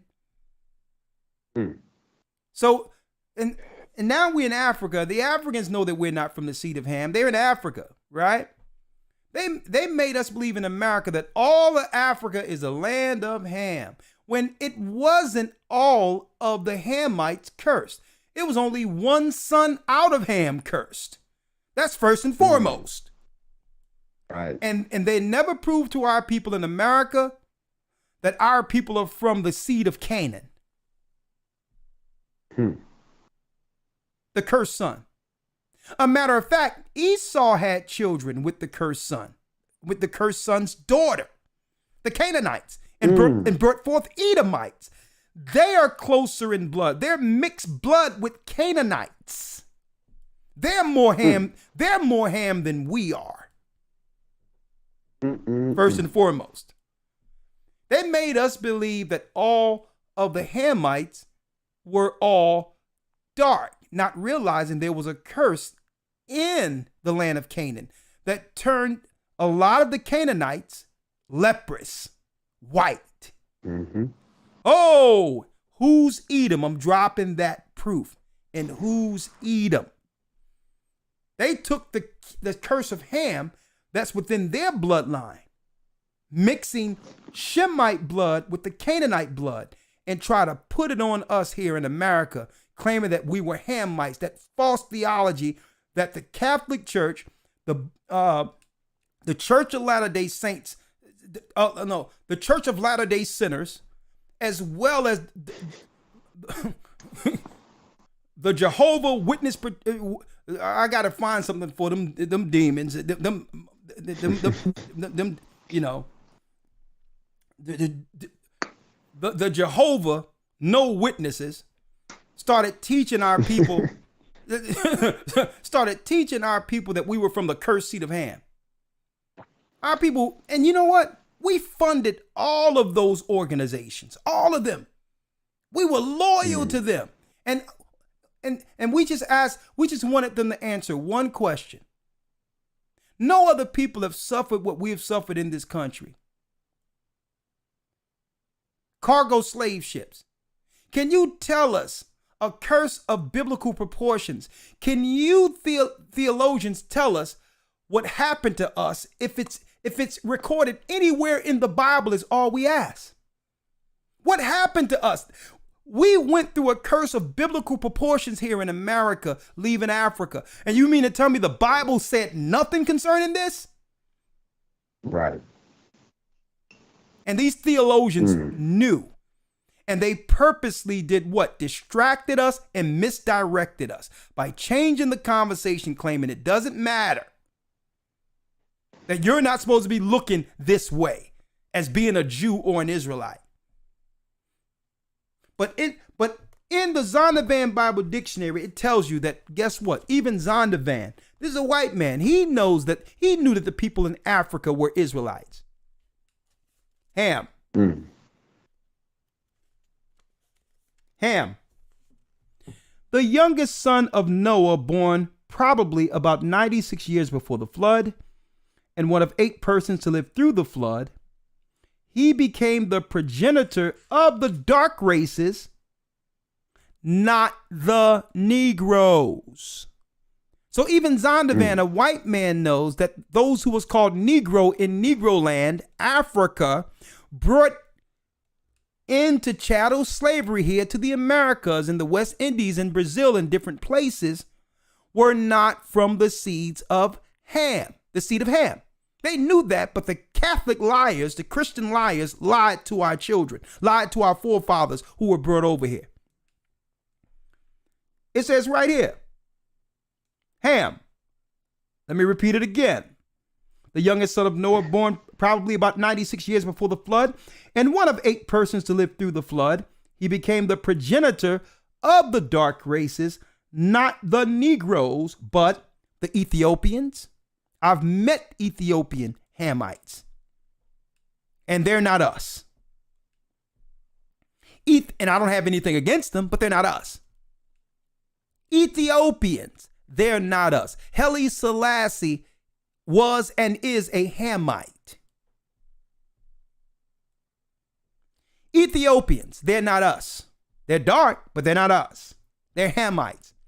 Libyans, North Africans, like those of the Sudan, not us.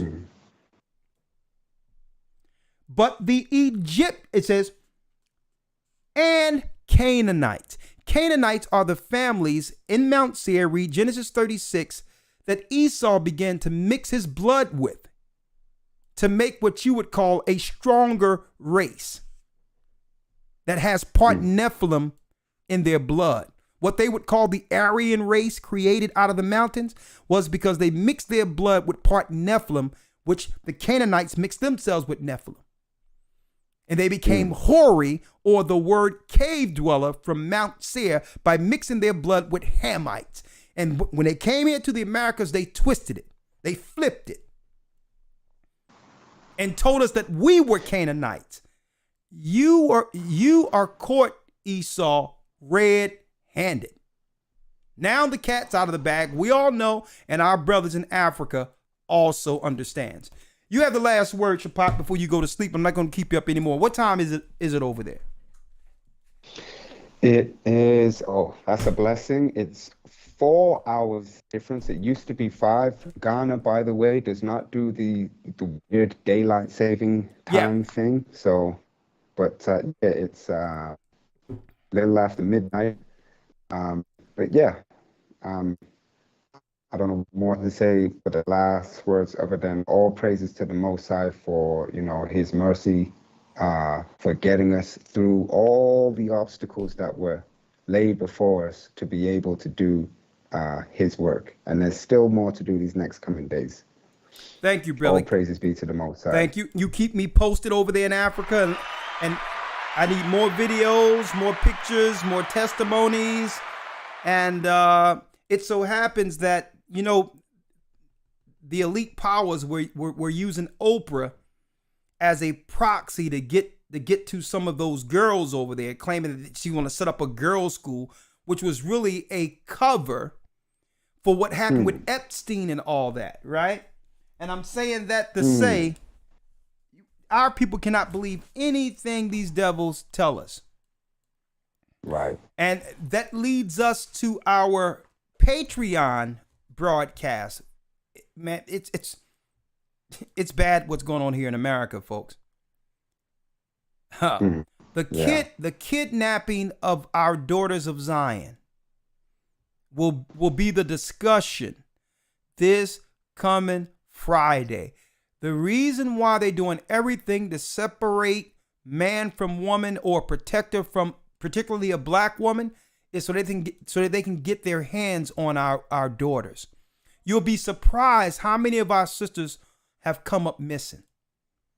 It happened, and brothers. But mainly they're targeting sisters. And guess what? It's an epidemic that no one is talking about, and we're going to be talking about that this coming Friday.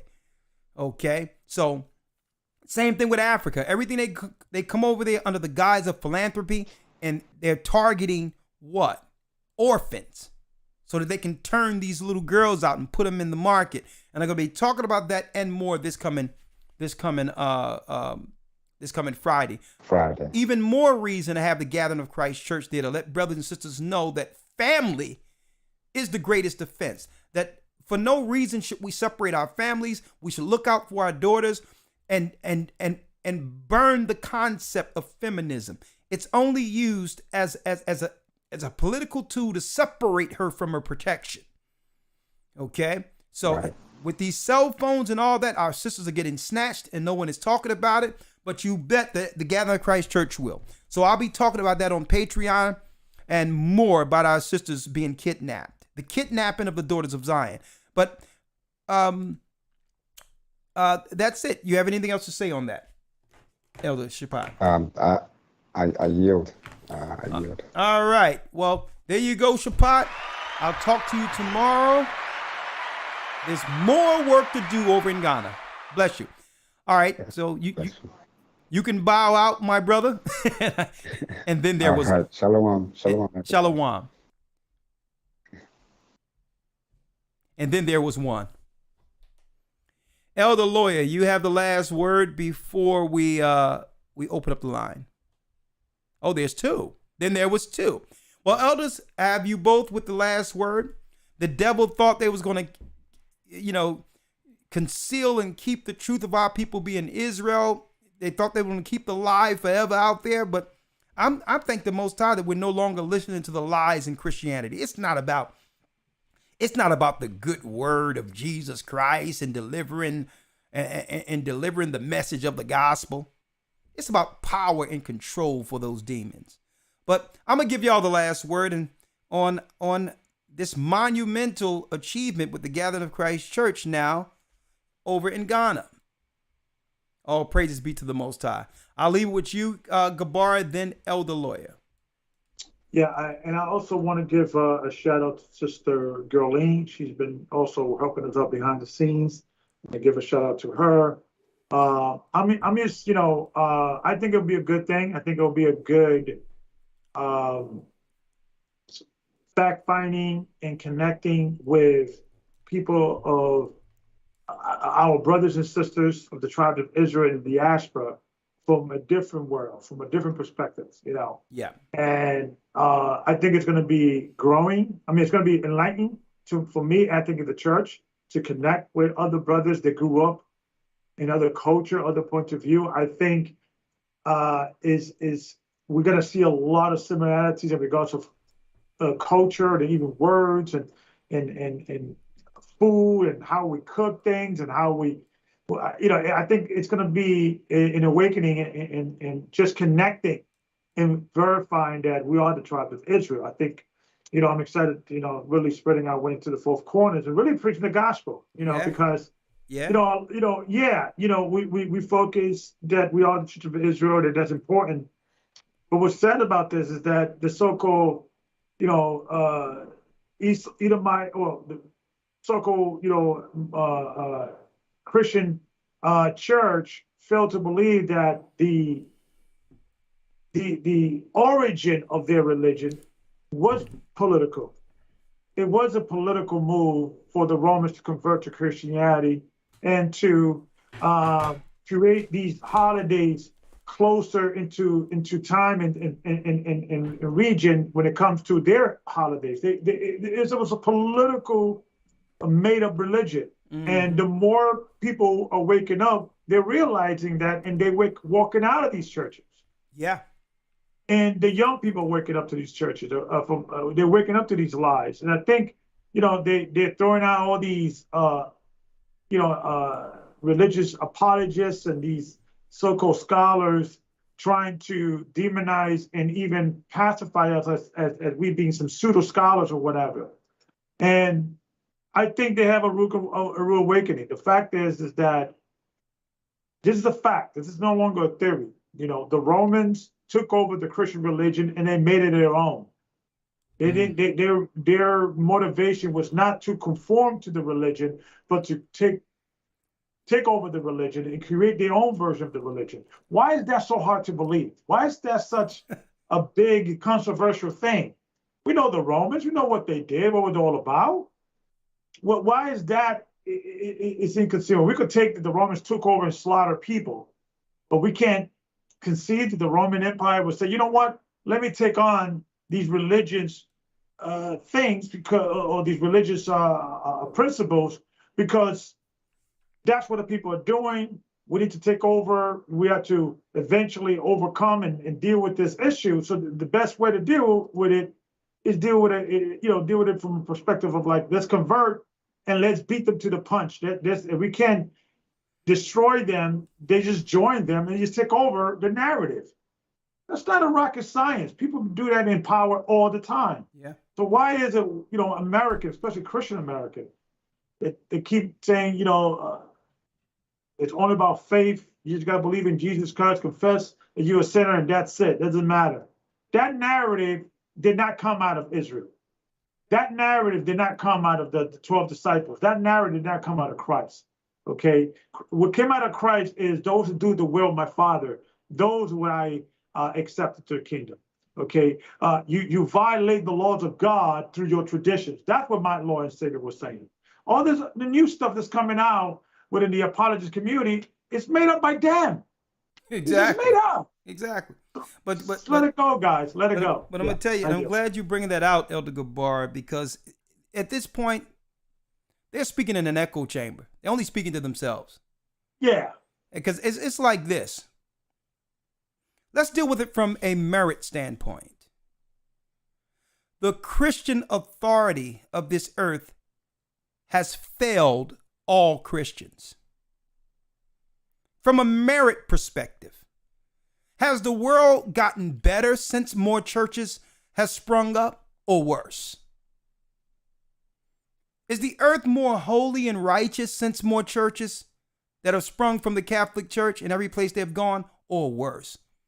So it depends on what merit system is being used. I would argue that they have succeeded with Satan's use for them. Now, if we're dealing with that metric, has the world become more evil, wicked, sinful, atheistic since they have begun to spring out and colonize and set up churches throughout the four corners of the earth? Has the earth gotten better, leaning towards Christian values, or worse? So the whole thing is they're speaking in an echo chamber because they have failed. It's no more arguing or debating. Because why? We're looking at the product you Christians are putting out there. And it isn't Christ's product.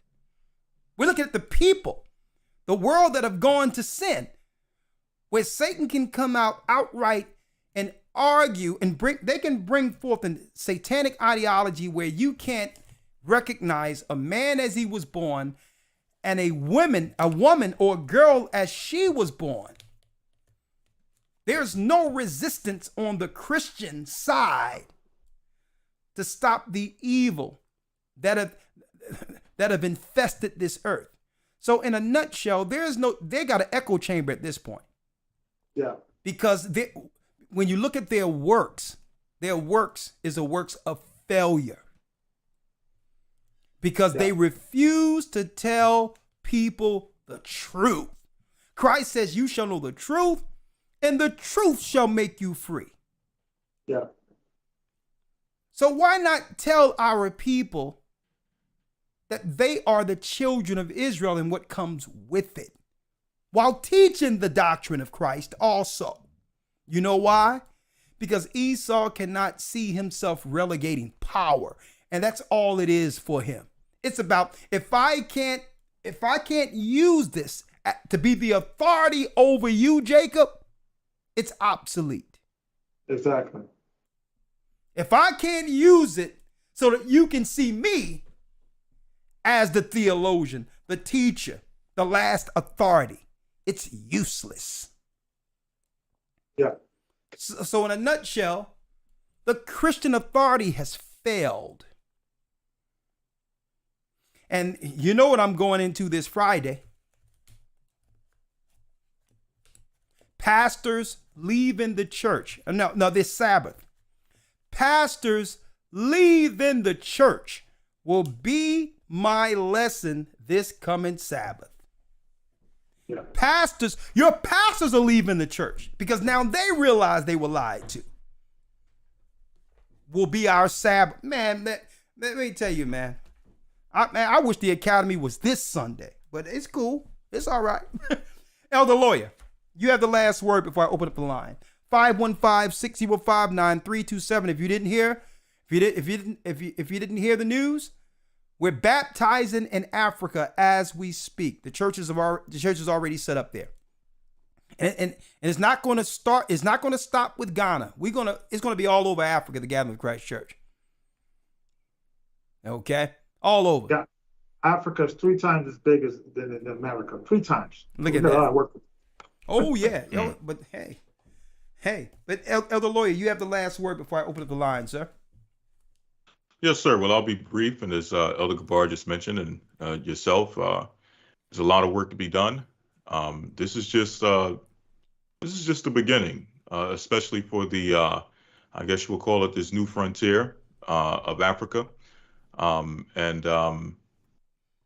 yes, I think it's time. Uh, the best time, if at any time, that we start breaking new ground in some of these places, understanding what we see taking place in the Western Hemisphere and also in other parts of the earth. But definitely in this time is time to start reaching out and start intermingling with and as Elder Gavar mentioned earlier, kind of getting to know the culture and getting the opportunity to actually uh, know our brothers and sisters from the other tribes, not just here in the Americas, but or here in North America, but in Central and South America, in the Caribbean, in the Eastern Hemisphere. Just kind of mingling and seeing their culture and realizing that with all the things that can divide us, um, there's one thing that brings us together, and that's the truth. Yeah. That's Christ. That's the gospel. Yeah. So it's time to bring it together. The Most High is calling back Israel. Ahayas gather in Israel. All right. Man, this is a wonderful, wonderful day. I wish I can get Guy on, but I'll see if I can get him on between now. But that's right, folks. I'm gonna tell y'all right now. Y'all can stay there, Elder. Y'all can stay there. Yeah. Okay. All right. Real quick, I'm gonna say this. We gotta have a new Hebrew and Bible Academy May 22nd. I want to see you all there. We're gonna drop portals again since it's backed by popular demand. Elder Lawyer and others. Everybody want to talk about that. I'm gonna show you its connection with what you would call some of the activity that's going on out there as far as UFOs. So we're going to be bringing that in the same lesson as portals. Portals and extraterrestrial activity will be in the academy the same time I teach portals. The gates between heaven and earth. I'm going to be going into that. You're going to understand the true nature and reason and purpose behind NASA, CERN. You're going to understand that everything you see in the sky, what they call ships and all that and orbs, isn't some unidentified thing. There's machines that have been created in this earth by the armies of this earth. And you need to know the difference between those ships and the Most High ships. So I'm going to be going into that during the academy. I'll also be dropping finding the Ark of the Covenant. Finding and the power of it to show you how the Most High is going to use this to open up the waters and make paths for the children of Israel back into the wilderness. Hey, that and more. Who was, and I'm going to give you the correct timeline for Egypt. There's a lot of historical arguments on whether or not Israelites lived in Egypt based on the Egyptians as well as the Romans purposely skewing the history of our time there by claiming that it was at a time of the Ramesses. That's a lie. We're going to give you the correct timeline of when our people were in Egypt. That's right. And went into the land of Canaan. And we're going to also identify in the academy the first time the true Pharaoh. Who was Pharaoh over Egypt during the time of Moses? Well, the enemy has purposely concealed that information, but we've done the research and we know exactly who that king was. And it puts everything right in its place, timeline-wise, to prove when the Israelites were in Egypt. After I teach it in the academy, and because we have to bring out school there first, then later on, I'm going to teach it out to the public. But usually when there's groundbreaking information in history, we do it in the academy first, and then later on down the line in conversation as we deal with different topics, depending on if we're discussing that, it'll come out for the masses, okay? But there's certain things for school, and there's other things, that's right, for the masses. So if anything I've taught today or spoke about today interests you, please go to historytimes.org. And I'm going to also talk about bringing together man and woman. No longer will it be the curse between man and woman. We went through that already. Bringing together man and woman will be the lesson. How do we draw closer as the time Christ is coming draws near. That will be a lesson. So I wish to see you all there. Go to historytimes.org if you would like to participate. And now let's open up the line. 515-605-9327. The Gathering of Christ Church in Ghana.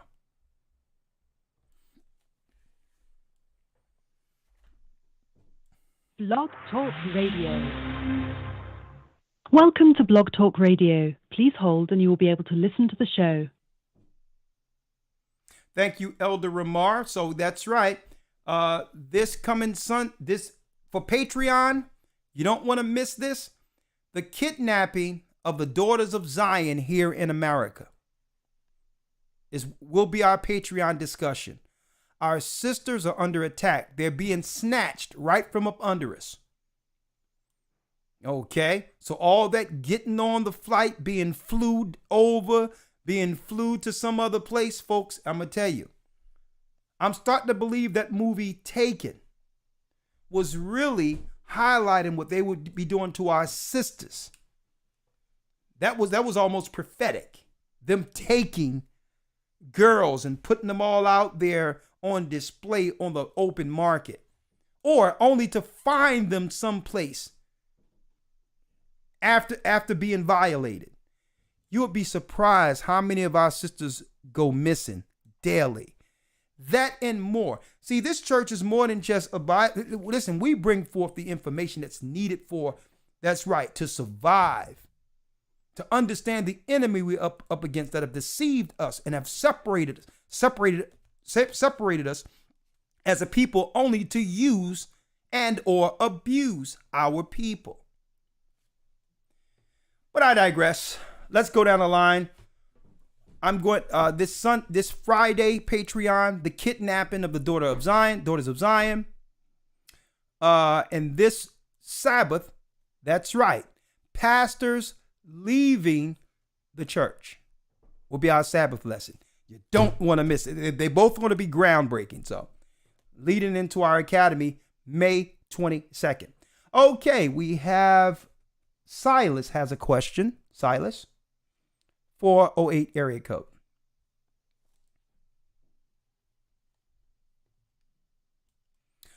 Shalom, Silas, you're live.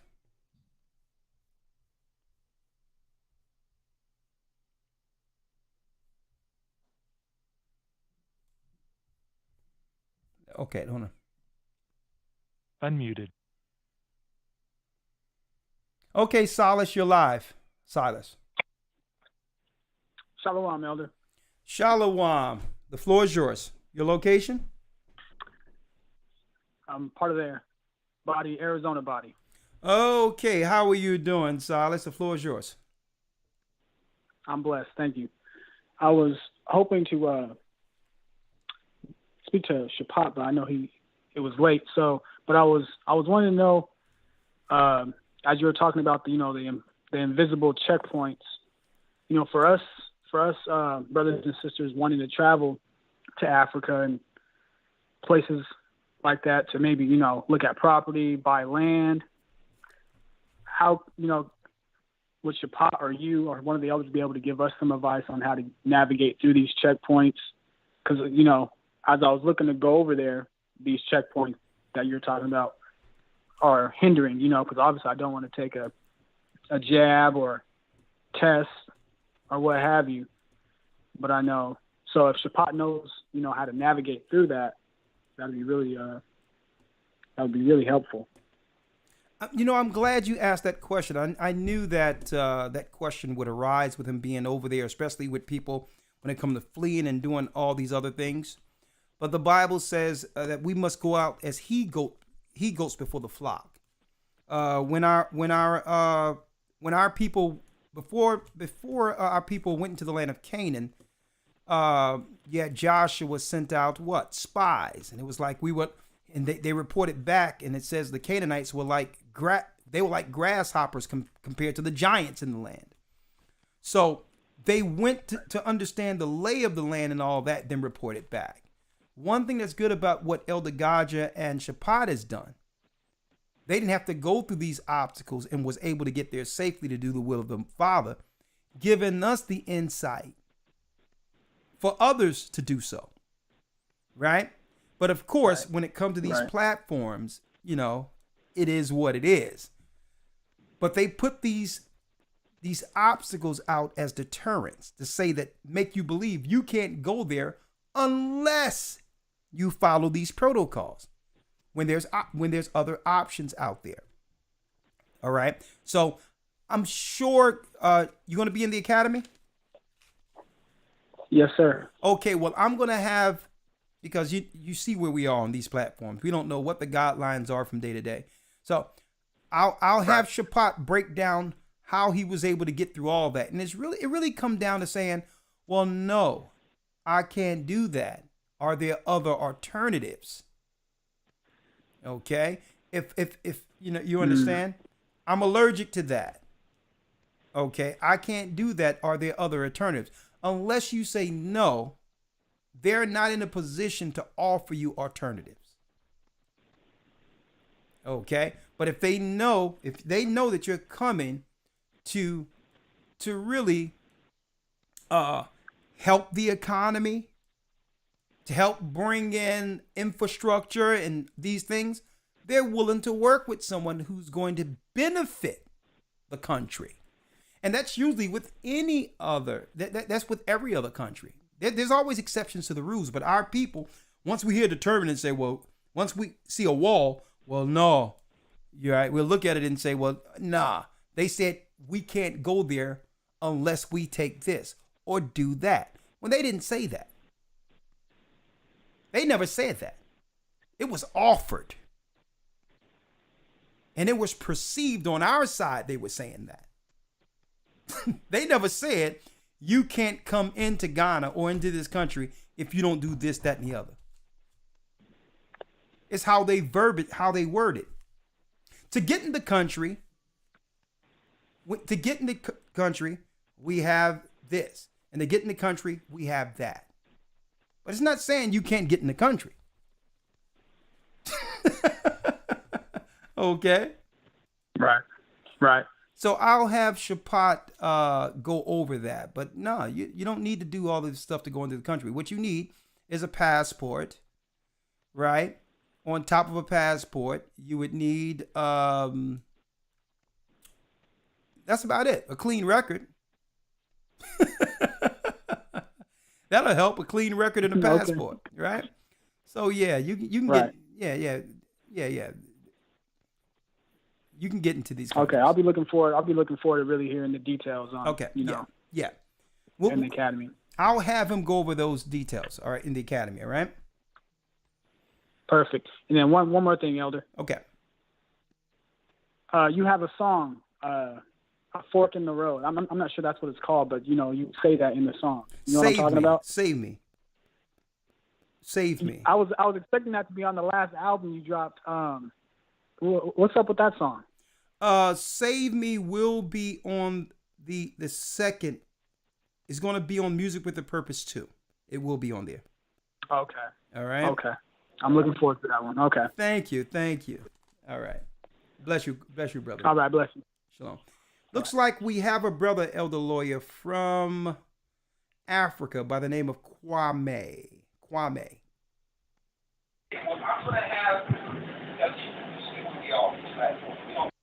All right, Kwame, I'm going to put you on hold so you can get into a more quiet area, and I'll get back with you. Richard has a comment. And a question. 720 area code.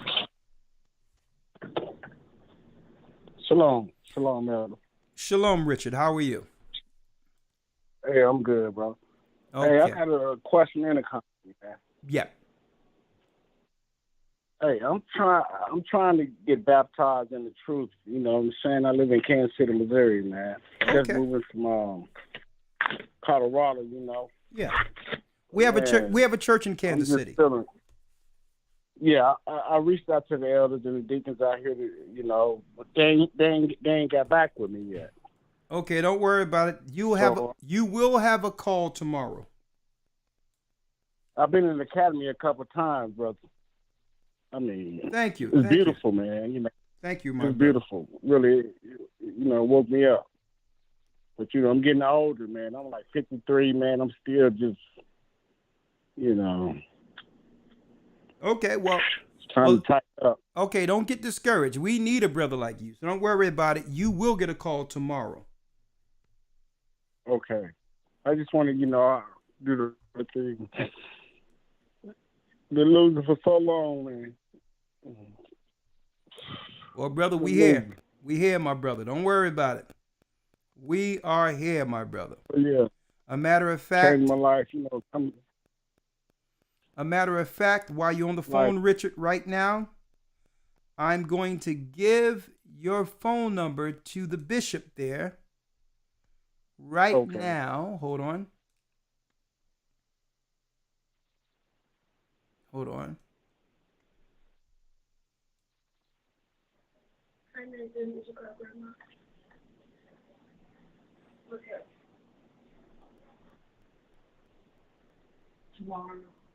Okay. Anything else? Anything else, my brother? That'd be all. I'm good. Long I can say, I'm man. Time running out. And you know what? Hey, brother, you're absolutely correct, and we're gonna do our part to make sure you get a call tomorrow. If you don't get a call tomorrow, call back, and I'll call them. Okay. I'll call them on air. Okay. Okay, man. All right. Bless you. Appreciate y'all. No problem. Bless. Okay, I seen Sunshine. I see you. I'm gonna get you. I see you there. All right. We have Sunshine. I can't go a day without my sunshine. Okay, she's out of here. She done blanked out again. Where you been at, sister? She blanked out again. I hope you okay. Call back. We have Lumiel. At this point, Deacon Lumiel from from Africa. Hey, my brother. Yes, sir. Shalom, elder. Shalom. How are you? All praise be to the Most High. I'm doing very well.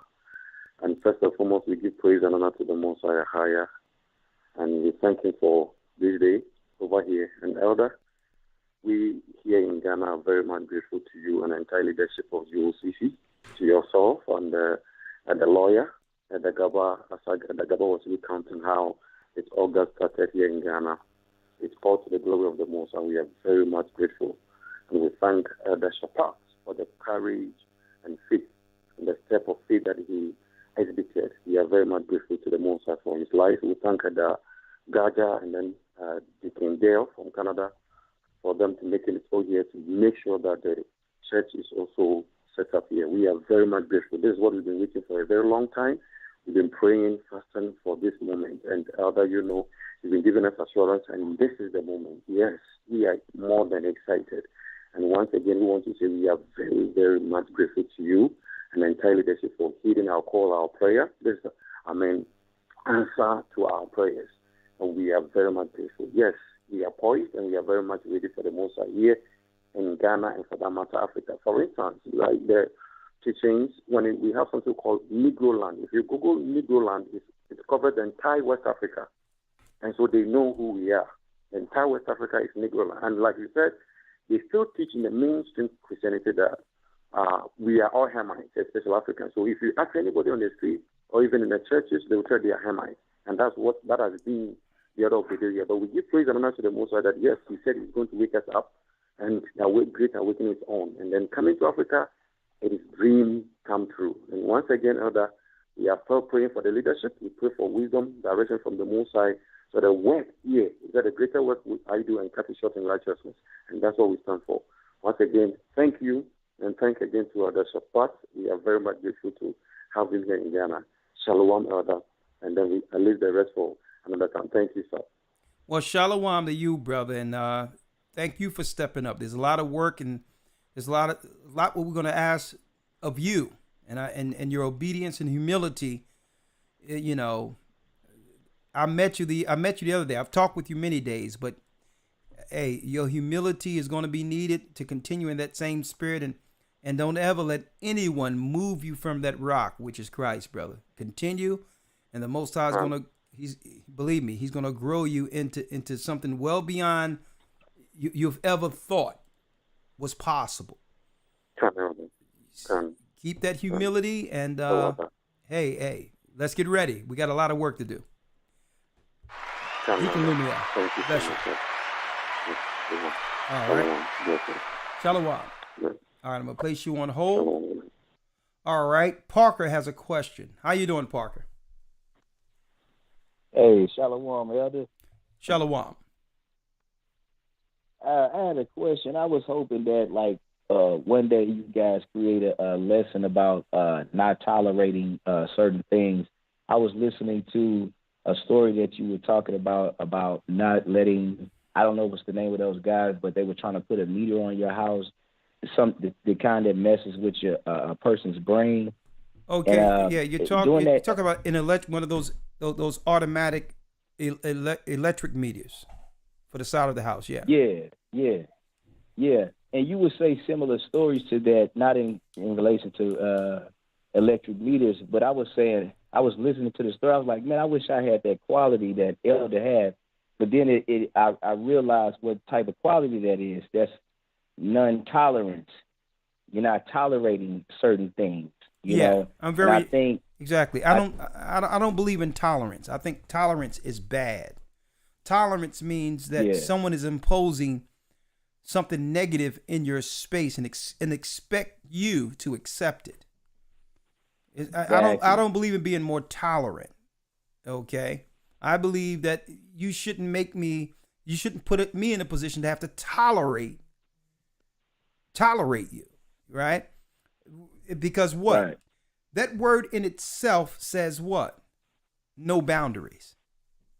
That means there's no boundaries. So you must set your own boundaries, and on what is not accepted and what will not be tolerated. So you're not just gonna come in my house that I paid for, and think you're gonna put something on the side of my house without permission. It doesn't work that way. You knock on the door, you say hello, and then you tell me what you're thinking about doing. You know, and you're gonna ask me in a respectful manner, the same respect I would give you. But you're not going. These people are brazen, man. They think they can just come in and do what they want to do with what you paid for after you paid for it. And our people don't know that. Right. I think it's that slave complex. We think some menial worker that works for a company, not to insult someone's position or whatever the case is, because he's white, he can come knock on your door and violate or do something to your house without permission.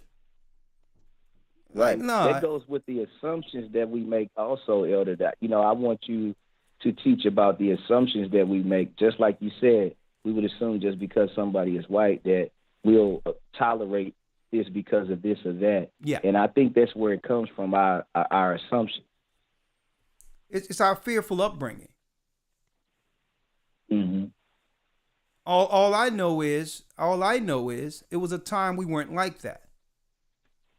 Right. Exactly. It was a time I grew up in a time where certain people knew if you didn't know nobody on the block, you just weren't going to walk down the block without some level of permission. Right. Where someone looking at you like bro, do you know him? Do you know her? Okay, you good. That's how it was when I was growing up. Mm-hmm. But then we started letting these goth, weed smoking, part dreadhead having people from colleges come all in our neighborhood and just sit on a corner or sit one of these, on the block in one of the buildings that they turn into a college dorm. And eventually what happens? We've been compromised. The optics have changed. When some people used to be like, well, no, I know I can't get a house on that block. And I'm gonna tell you, what I'm expressing to you isn't different than any other people. It's not racist. Let me tell you, I don't care what uniform you have on, brother. If you go into a rural area with an electric meter and try to put it on somebody's house, I'm talking about one of these conservatives. Mm-hmm. I'm gonna tell you, you will not escape. You will not live through the experience. Wow. It won't happen. You may have an issue even knocking on the door asking permission. So what I'm saying is, I wasn't saying that we should stand up and do certain things to other people, but we need to set boundaries. Right. That's what I was talking about too, setting boundaries. Yeah, set boundaries and say, no, this is as far as you go. It's good. It's safe. It's safe where you are right now. And I just feel like we need to. All right, we need to set boundaries. I just feel like we need a particular lesson, talking about that, because most of the calls we get a lot of times is dealing with, some strength or some insight that you have to give a brother or sister about setting boundaries, and I just think overall, if we got an overall lesson about it, we'll get a lot out of it. See, what I don't want brothers and sisters to interpret that into being indignant. That's not what I'm talking about. I'm talking about respectfully in a manner that they can understand that they have actually crossed boundaries. See what I'm saying?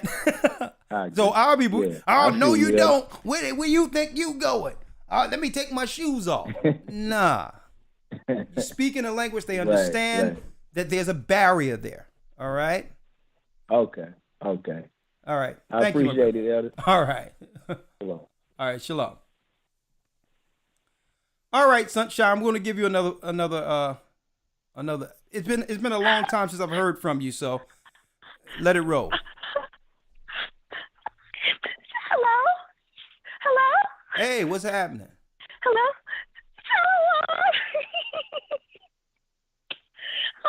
Can I ask what? Okay, why are you so happy when we bring you on? Take us through that real quick. Is it an over anxious? What is it? I was so excited. Excited. That's the word. I hung up by accident this time. Okay. I was so excited I hung up the phone. Oh my goodness. You know what they say in the you know what they're saying in the comment section, that every time we pull you in, it's like someone's tickling your feet for some reason. But go ahead, Susie. Go ahead. Let it fly. Let it fly. Excited. Let it go. Let's go. Shalom, I'm so excited. I'm so in my feelings tonight, Elder. Live in Africa, Children of Israel, we're there. Let's go. Okay. It's just so beautiful to see the elders together and watching the flock of the Most High Pastor building towards the kingdom of heaven and following the path as did the disciples before, and continually spreading the gospel, the good news, despite the obstacles during, all these last days, the days as Noah were in such a wicked time, to see the saints of the Most High continue on this narrow path. And multiple options offered, or even co-work, is just heartwarming, and it's joyful, told even secondhand. And this moment seen tonight reinforces my happiness to be graced with this truth just coming out of the first fruit. I'm so grateful for that spirit that would guide us onto the day of redemption, and my reflection on exactly what Christ has done through his sacrifice so that we could receive the promises, of Abraham according to prophecy, and through this mercy and such heavenly love is just overwhelming and truly humbling. And I'm exceptionally happy to see my elders in wellness and strength and communing one amongst another, and thoroughly blessed beyond measure. And through my experience with this church, learning my place as a woman under the men of the Most High, including my husband, as the order in Corinthians shows, I'm continually in thirst. Okay. I'm continually in thirst and desirous of being what I ought to be according to the word. And when I think of my purpose to the teachings of this church, you know, my old desires towards vainglory and worldly aspirations, they have died. And I've come to the firm understanding that all I want in all my ways for all my days is to be that virtuous, righteous woman of Zion, that daughter of Zion. And if it be the Most High's will to be a living sacrifice and through my example help my daughters and any of Israel and the Gentiles, you know, who desire righteousness and want to shun evil. And so all by the grace of the Most High, our Father, I'm just so grateful. And I think I'm unusually happy, Elder, because I am happy. And I'm so grateful to be with you guys. And I'm so looking forward to an itch feeling for the Academy. Oh, yeah. Because that's exactly, I love the Academy and it's home. And there's nothing else that I really want to do on Sunday, but be there in the Academy every single time it ever happens by grace of the Most High. So I'm just grateful for this truth, and I'm just happy to see that you're blessed. And that's all I wanted to say, elders. That's all I wanted to say. Well, thank you, sister. I'm Bless so you. happy. There goes sunshine. You know what? So happy. You know, it's good to know, you know, she always bring a happy spirit. I know some people are like, oh my God, nah, it's good. All that negative energy out there, when you have someone that positive is a breath of fresh air. And if the Most High could do that to a person, with the excitement of learning his word and understanding his word, I mean, hey, I can understand. 248 area code. And yes, this academy is going to be very, very nice. Historytimes.org, be a part of it. It's not like any other class you've been a part of. 248 area code Wonderful has a comment. Good, nice name too. We're not going to be here late at all. Yes, you're live. You're live.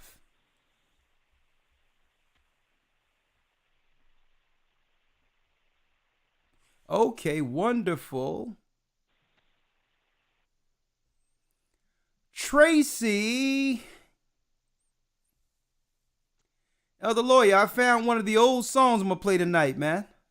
One of the old songs is going to be on the album. 404 area code Tracy is her name. Tracy. Hi. Have you seen that short documentary called The Re-Emerging of the Jews of Nigeria?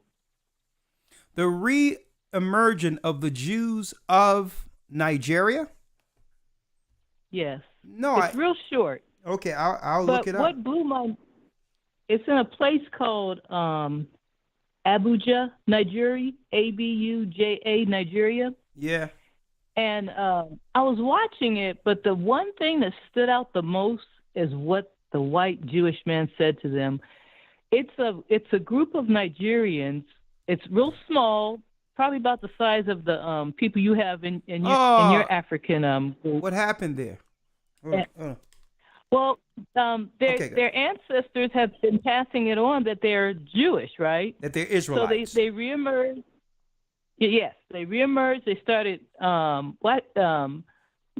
Jew. That's what they call it. They didn't say Jewish, but Jews. But the reason why we usually correct that, because that term Jew came after during the time of the Maccabees, when the Edomites began to convert into Judaism. Before that, every Israelite was recognized by their tribe and nation. Like the example, Paul. Paul never said he was Jewish. Paul said that I'm an Israelite from the seed of Benjamin, the tribe of Israel, right? I'm an Israelite from the seed of Benjamin, right? So they would identify themselves by tribe and nation, not by religious persuasion.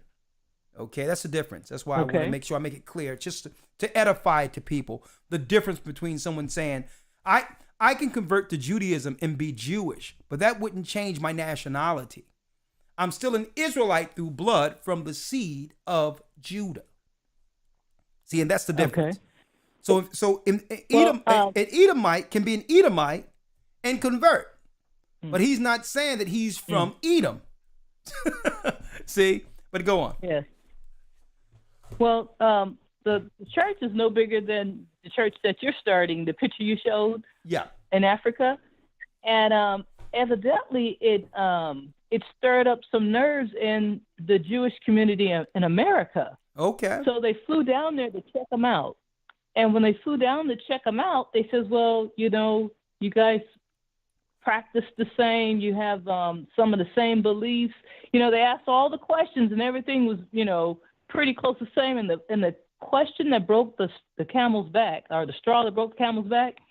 They said, "Are you from America?" And when they says, "No, we're not from America," then the Jewish said, "Then you're not a Jew, you're just black." So it was like he basically said, we are, you know, the real Jews. I mean, I was like, wow. What I don't understand is the brazen pride and believing that we need them as qualifiers. They don't listen. The only one who can qualify us. Listen, the only one who can qualify us is the Almighty. We're not looking for their acceptance or to qualify who we are, and that's the problem.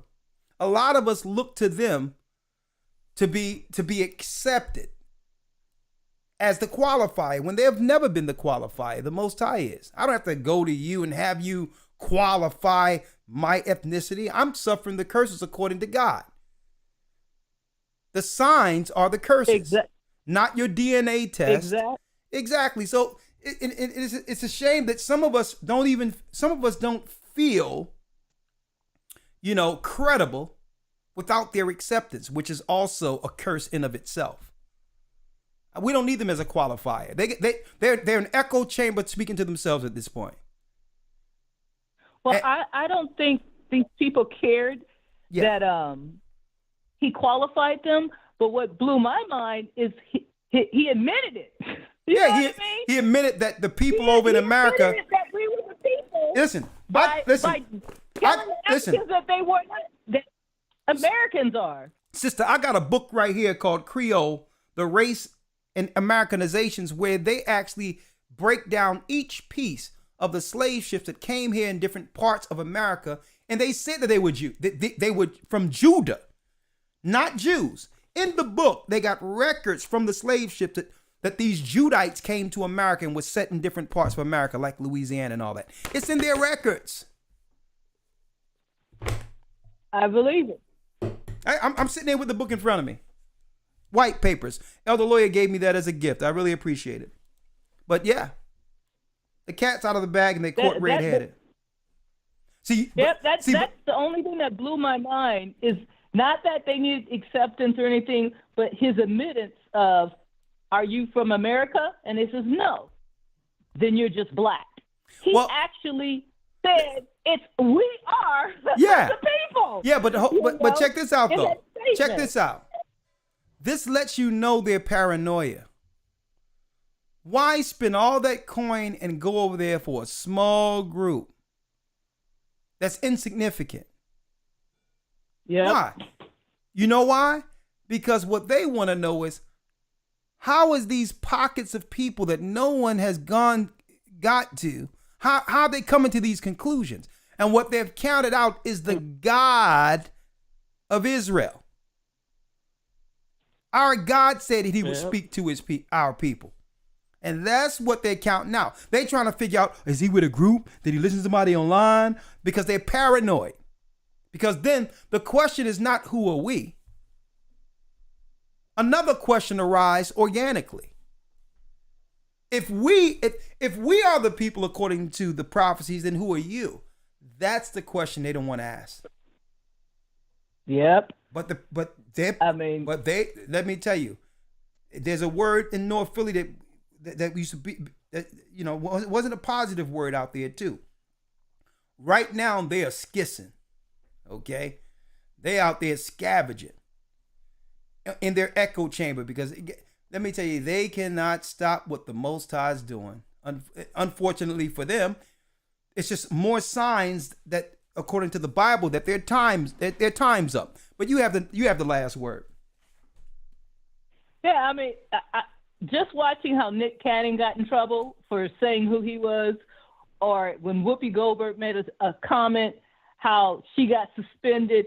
You know, in America, they don't want us to know, but they could go all the way to a country that they think don't have internet, evidently, and straight up tell them, if you're not American, then you're not the people. You're just black. You know what I mean? Like us, but feel free to tell a small country that nobody will probably visit who we really are. Okay. So I just thought that was interesting. How long did you say that piece was again? The video? I don't know how long ago it was, but I watched it a couple of weeks ago, and I downloaded it. I saved it into my. I'm just asking, computer. how many minutes is there for this particular video? Short. It's probably about 10, 15 minutes. Okay, I'm gonna look at that tonight. Thank you. You gave me something to look at. Okay. We may have a whole program on that one. I really appreciate it, sister. Okay, Tracy? Oh, cool. All right, thank you. You have a great day. You're welcome. Great caller. I mean, what business is it of theirs, Elder Lawyer, if our people practice some form of what they would call Judaism? Right. And I think it goes back to what we were mentioning earlier. It starts to come a time in which we start to practice what we read in Scripture. We start to come back to the laws, statutes, and commandments, and we start to perceive this as an identity.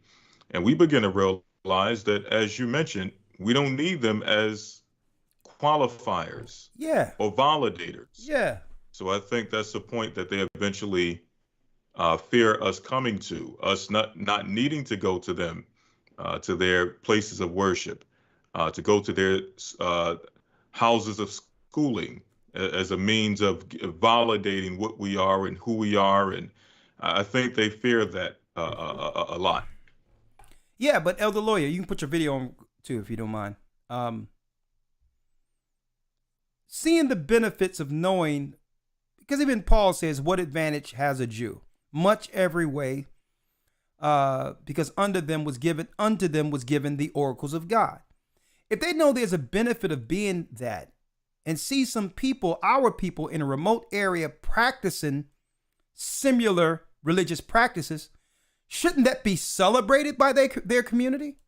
If it's the right path that works for them and their family, why not just celebrate it? Is there something wrong with being that? Right. And that's a good question. You would think so. But we find time after time, it for some reason, it seems like it's something that's more so of a nightmare than an actual dream. Like the goal of the scriptures, it states that, eventually the whole world will give the Most High praise.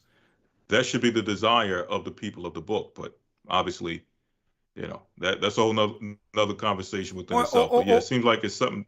Or maybe, Lawyer, they don't want. You think it's some people that don't want us to be a part of an exclusive club? Great question. I wish someone listen. They got the echo chambers. They beating their heads on the walls, talking to themselves at this point, because the Most High is waking up His people. We care less what they think. We don't need their validation. But all in all, if they see us practicing, automatically they're looking to come and diffuse or try to discredit it. When you should want our people following the law. Isn't the world a better place if we're not eating pork, shrimp, crab, or lobster? If we're not killing each other? If we now respect each other under the laws of Moses that you claim are part of the New Age laws that made the earth better when the whole earth practiced those laws? Shouldn't they celebrate our people being Israelites or Jews? Or is it exclusive? Why can't you come out and tell us no? It's only exclusive only for us. If that's the case. But go ahead, Elder Lawyer. I'm sorry. You got the last word on that. No, sir. That's pretty much it. And I think that's a good question to leave out there for another topic, for another day. Is that really what it is? They have an exclusive belief system, an exclusive nation, in which there is a criteria by which you must be amongst them. And if that's the case, why can't we have the same thing? Exactly. Again, that's another conversation in itself. I mean, you don't want to come off racist, do you? Because that's what you claim. Right. That's what you claim Israelites are doing, making things exclusive where Gentiles can't come in, and only you don't want to make it where other people aren't included, right? So when they do stop talking to themselves in the echo chamber because no one's listening, those are the questions we're going to pose to them when they creep their way into our space seeking some sunshine for a minute, because no one is even let me tell you, these cats done squirmed their way on one of Sonetta's platforms, trying to quasi make themselves a debate with Israelites sideways, trying to squeeze in with the full intention of trying to get another debate with Israelites. Man, listen, it's over. No one's listening. It's fine. We're listening to the Most High, and we're fine as Israelites just the way we are outside of your lying doctrines. Because I know they look at us too. All right? Thank you, Elder Lawyer. All right. Sir. We have now only a few more because, we're at the end of the broadcast. Israelites, not Israelites, but the Gathered of Christ Church, who know we're Israel, has an established church in Africa now, in Ghana. All praise be to the Most High. 667. Matter of fact, Alan comes in first, then Sam. Me? Yes, you, Alan. I'm on? You're on. Okay, cool. Shalom Aleichem, Achi. How are you? I'm doing good. I was wondering if you guys were open to a little bit of accountability or if that was just a closed off topic. Accountability to what, Alan? Okay, so on your broadcast, I've heard the B word. I don't want to say it. The N word. I don't want to say it. The GD word. Okay. I don't want to say it. Okay, first of all, Alan. Alan. Listen to me, because what we're going to do is we're going to dialogue. Okay? Because first and foremost, I don't know who you're talking about, are in a monolith. Okay? If you read if you read the Bible, so I'm going to say this to you. When you hear this, you're not talking to one big Negro. All black people aren't the same. Let's start there. Okay. So listen to me clearly. Christ and the disciples were different than the Pharisees and scribes. You've never seen. Absolutely. So listen. So you have never seen the Gathering of Christ Church, who know we're Israelites, call anyone the B word. That have never happened. Right. But it was utilized as an expression against people on your broadcast, is what I'm... Listen. What we won't tolerate here, Alan, because you fell on the wrong broadcast and the wrong people. And you know what? And because there's so much chaos and evil out there and wrong teaching, I'll give you the benefit of the doubt that some of that vulgarity is out there. But you should do your due diligence and understand that we're not just one big Negro. And just because I absolutely understand. So I'm going to correct you. You go to the people that do call people out of their names. We respect all people.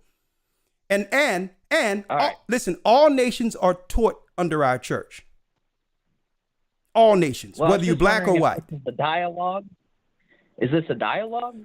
Listen, it's a dialogue with me, right? Okay. With me over the dialogue. Okay. I was just wondering. Okay. So I I asked listen. if you So were I had open to listen. that accountability. Listen. I am gonna. I asked if listen. you were Listen. open to that Alan. accountability first, and then you took the dialogue that I had to If you try to have- overtalk me, I'm gonna put you on pause. Cause let me get to the. You going first of all. You're gonna apologize to me for saying that we have ever said the B word about anyone before we get to the next point. You will apologize first. You will apologize. Oh, I never inferred that. I never inferred that you used it against anybody, but you did use the word. The word was used, not you personally. Who used it? The word was used. Who used it? I'm not sure. I just started watching your broadcast. So you're not sure. about 2 Okay. weeks ago. So you're not sure. So I'm going to allow you to apologize before we go to the next point, Alan. What am I apologizing for, though? For making us Okay, I'm going to put you on you're pause. You're calling over me a talking. liar. I'm going to put you on timeout for a second, Alan. Hold on. So you're not open to accountability. All right, Alan, you're on timeout. This is a different world, sir. You're coming into our world, the world to come. So I'm going to give you an opportunity to apologize for lying on the saints of God. Okay? I'm going to bring you in, Alan. Be on your best behavior. Well, I do apologize because I'm not saying that a Christian would behave that way. Okay, thank you. Now we're getting somewhere, Alan. All right, what is your next point? Okay.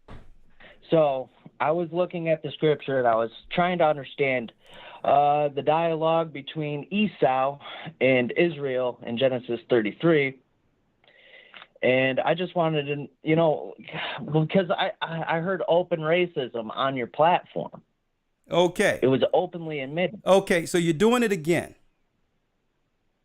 You are asserting. It was okay. Listen. Yes. So listen. Okay, so we're gonna stop asserting because you got the wrong guys. And if you want to, I can send you a few videos, some guys you can talk to, in which you will actually have a case.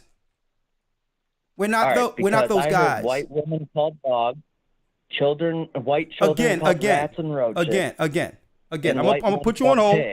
I'm gonna put you on hold, Alan, because I know what you're trying to do. I'm gonna tell you what you're trying to do.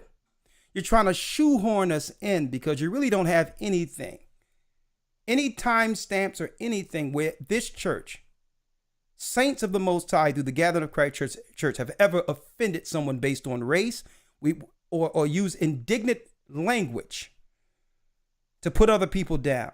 But if you can put on record on YouTube, out there, you shoehorn us in with those that's right, that you're going to call nationalists and deem terrorists. So what you're playing a very dangerous game, Alan. That's why you're on timeout. So I'm going to bring you in once more, okay? And I don't know how long I'm going to tolerate your disrespect. You're in a different world, Alan. Okay? I'm going to give you one more chance. I'm going to bring you out of timeout. Okay? Once more, you're not going to assert that we called someone anything because we've never called a person a dog. Ever. You got one more time. 3 strikes. You know the game of you know the game of baseball. Okay? Alan. Okay. Yes, sir. Okay, you're going to apologize for saying that we've ever called anyone dogs. Say you're sorry. I am sorry. Okay, thank you. All right. Now let's go to the scripture you were talking about in the book of what? Ezekiel, you said? Or Genesis? What? All right. But can I first quote a scripture? No, you can't quote anything. Give us the scripture you quoted before you apologize. But in everything, with prayer and supplication, make your requests be made known unto God. Be careful. Okay. All right. Get yourself together, man. Find Christ and get some water. And we got some brothers that probably come over from the overseas Africa who are the children of Israel. We got Judah, Benjamin, and Levi over there who can teach you better, okay? All right? Get your life together, brother. I'm not going to allow you to do what you're doing. I see you, Alan. I see you, my brother. But you know what? I'm going to say this, Alan. Apparently you're a white guy, whatever the case is, that's fine. We love you. We love you and we care for your salvation and hope that you find the right path. And we're here to be a light to the Gentiles. We love you, my brother. Okay? All right, let's go to, and you want a permanent timeout too. Okay, permanent one. All right? All right, 667 area code. Go on. Before we were rudely interrupted. All right, 667 area code. Yeah. Praise the Most High. How are you? Wow. Yeah. That's all I can say. I'm good. Shalom, Elder. Shalom. I'm just in my spirit. I'm just listening to this guy just continue to try to push a narrative. But anyway. Yeah, he's babbling on, but he's all right. I just want to say I'm grateful that I'm with the body now. I'm finally fellowshipping. It's been about, I think, a little bit over a month. I finally celebrated my first fruits with the body on last. Praise the Most High. Praise the Most High. Yes, and I'm grateful for everybody who was involved because I've tried, and I really want to say to most who say they try and they have sometimes the Most High might be working something in you, and for me it was patience, and I had to deal with that till I got in. So I just want to say that. But I had a conversation with one of my brothers from the body in New Jersey. Yeah. The other day, and I'm from Sierra Leone, and okay. I was just explaining to him, what my some history about my country, and I was just telling him what the meaning of my country means, and Sierra Leone really means Lion Mountains. That's I think the Spanish people who came, the Spanish Inquisition who came through Sierra Mountains. They called it Mountains of Lions, but Lion Mountains. And we was going through it, and I was explaining to them the reasoning why they called it that, because when they came around the peninsula, the capital of Freetown, when you really actually look at the mountains, it looks like a lion really crouching down. And he was like, "Oh, Sam, hold up. What did you say?" I'm like, "Yeah, that's the reason why they called it that." And he brought me to the scripture, which was Genesis 49, when Jacob was calling out his sons and telling them what they were to become later time. So, well, thank you, brother. But when we go, I have to get to the next call. I don't mean to get to the next call, but we got a lot lined up. We have a lot of people waiting. Let's get to the next point, if you don't mind. I'm with you, sir. I was just sharing. I was just sharing that story, right? That's pretty much it. I don't have no other. All right. Well, thank you, Sam. To bring up. Thank you, Sam, and welcome to the body. All right, bless you, my brother. And because we got a line up, we have a lot of calls here, so I apologize. I have to get through them. Brittany has a question. Shalom, Elder. I had a quick question about Job. Sure. I've been studying my word, and when I'm reading through Genesis, it says that Job was the son of Issachar. No, that's not the same Job. That's not the same Job. That's not the same Job. Okay, that was my question. Yeah. And then there's another Job in Jasher. I was so confused, and I didn't know how to get the answer myself. Yeah. Because I'm looking at Jasher 66, and it talks about another Job speaking about killing the Israelites. They're the firstborn. No, that's not Job so I either. Called my mom you have to realize Job's time was around the time of Esau's sons, before we were a complete nation. Okay, this was before we were a nation of Israelites, when Job was actually on the scene. Okay. The Job the Job during the time of the Chaldees that we read of in scriptures were at the time of Esau's son Eliphaz, the next generation between Jacob and Esau. Okay. All right. So in Jasher 66, when it talks about the Hebrews coming up in number, that wouldn't be the same Job as in the book of Job. No, it isn't. That would be separate as well? Exactly. That isn't. Okay. That was my question. Thank you right. so much, Elder. You're welcome. Shalom. All right. All right. Now I can understand that there's similar names all through the Bible. Like like there's many Johns, many Jacobs. Okay. A lawyer, are you with me? Yes, sir. I would love to hear your take on that quick experience that we had through our brother Island. I really, believe it or not, I wanted to understand what he believed, but I wasn't going to allow him. If you can bring your video on, Elder Lawyer. I wasn't going to allow him to tie us, to smear the church publicly through assertion.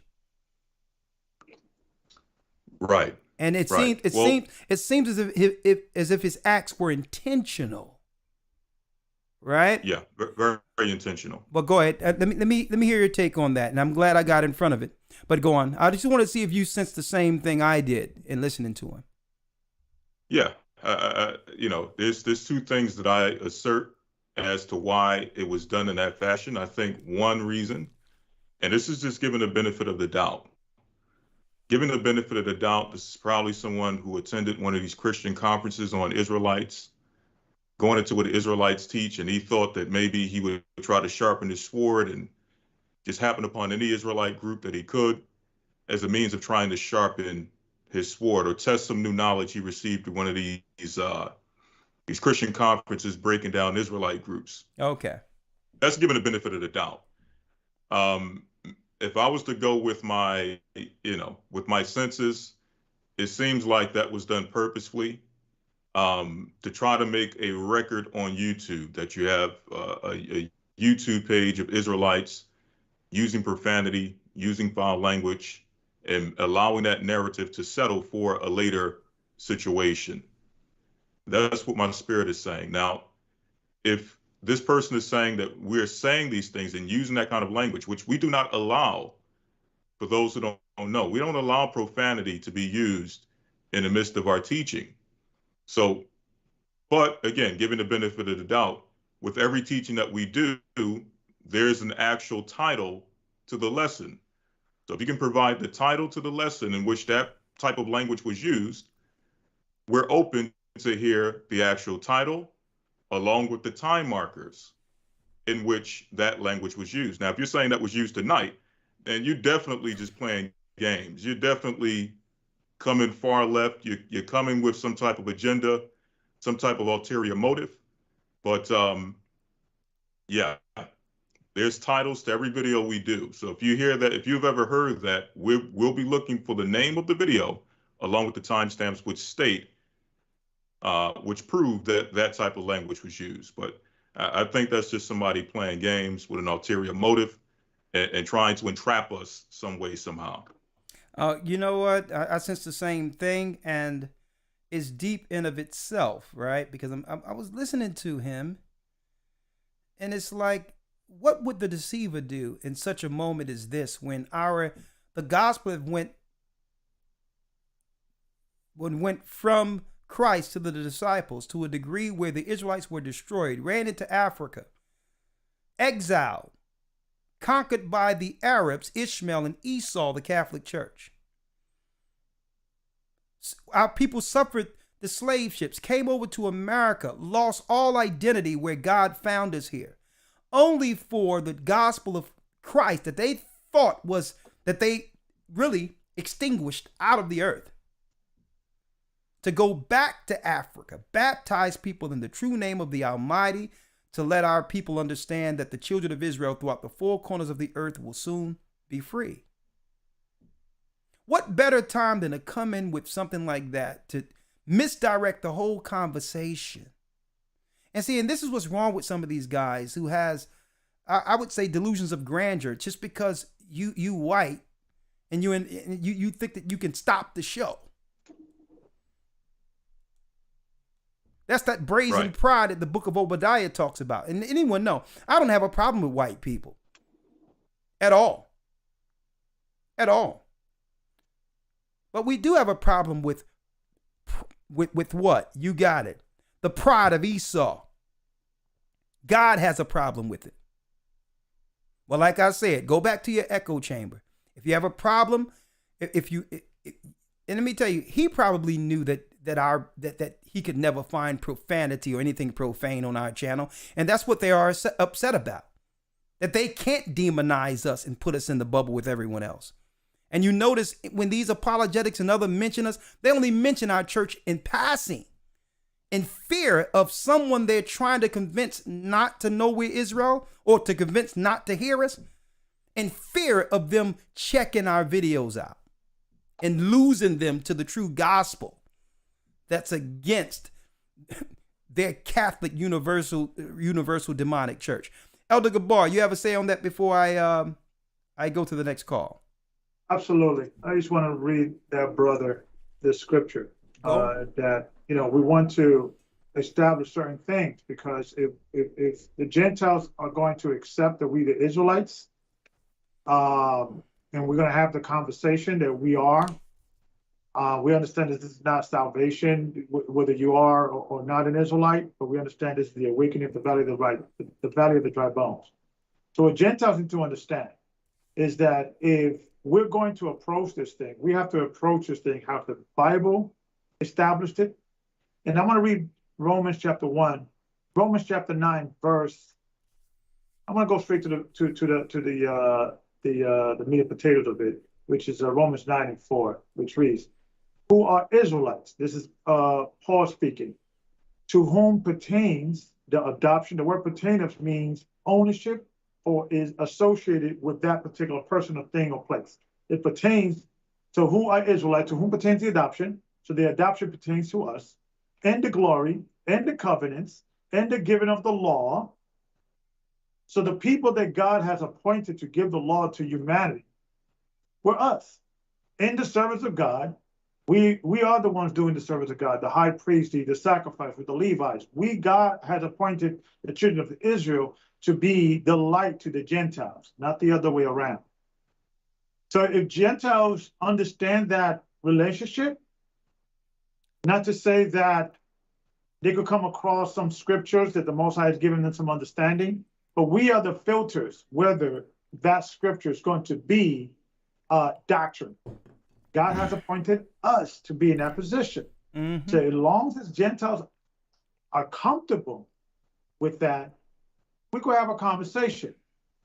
And I'm going to, read the scriptures again. It says, which says, "Who are Israelites, to whom pertain the adoption, and the glory, and the covenants, and the giving of the law, and the services of God, and the promises, who are the fathers, and of whom, as concerning the flesh, Christ came, who is over all, God blessed forever. Amen." So God has a special place for Israel. Paul has repeated that all through the New Testament. I don't know why Christians, skip that part, right? Do not boast against the natural branches. I mean, if you're going to quote Paul, quote older Paul. Yeah. Everything that he says. Only not the ones that don't fit your narrative. So Gentiles need to take a back seat and just come humble. Don't come in, try to think you're going to teach us something. Come in, you're going to, show us up and I'll show. This is not going to happen. It's not, and more important, it's not fruitful. It's not fruitful. It's not going to get you anywhere. It's going to get us nowhere. If we're going to have a real respectful conversation, then we could have that. Exactly. And I yield with that. And I'm glad you brought that out, because he didn't come in good faith. He came in looking for an argument. He came in to provoke and agitate into a discussion so that people could witness the negative that stigma that's attached to other Israelites who may act out. He was trying to provoke that out of us. But this is the position he should have came in, because let me tell you, I know some strong, beautiful Gentiles and all that, good brothers. Okay. Yeah. Who, you know what? They would jump into a running car in front of me, and I would do the same for them. That's in this church right now. Jeremiah 16:19 reads, see, this is the spirit he should have came in. O Lord, my strength and my fortress and my refuge in the day of affliction, the Gentiles shall come unto thee from the ends of the earth and shall say, surely our fathers have inherited lies, vanity, and things wherein there is no profit. He should have came in with a level of contrition, not pride, after it's found that you've done nothing but lie and destroy everything in your wake as you've colonized and destroyed the earth. So where's your humility? I mean, let me tell you, the least of my worries would be if you only called us out of our names. That would be let me tell you, I would accept that from you, opposed to everything else your forefathers has done. Okay? I wish all we had to say, you being from Simeon, Elder Gabar, and you being from Judah, Elder Lawyer, I wish we was on a conversation tonight where all we can say is, and all we had to say based on all the history that negative that's been done against us is, I sure wish they would stop calling us names. I wish we could be so brazen to think that's a real issue compared to what they've done to us. But still, there's a church who know we're Israel in the spirit of forgiveness, not vengeance. I wish we can all get together and say, I sure wish these guys didn't call us names. Is that all you really have to worry about? That's the pride in you. Repent.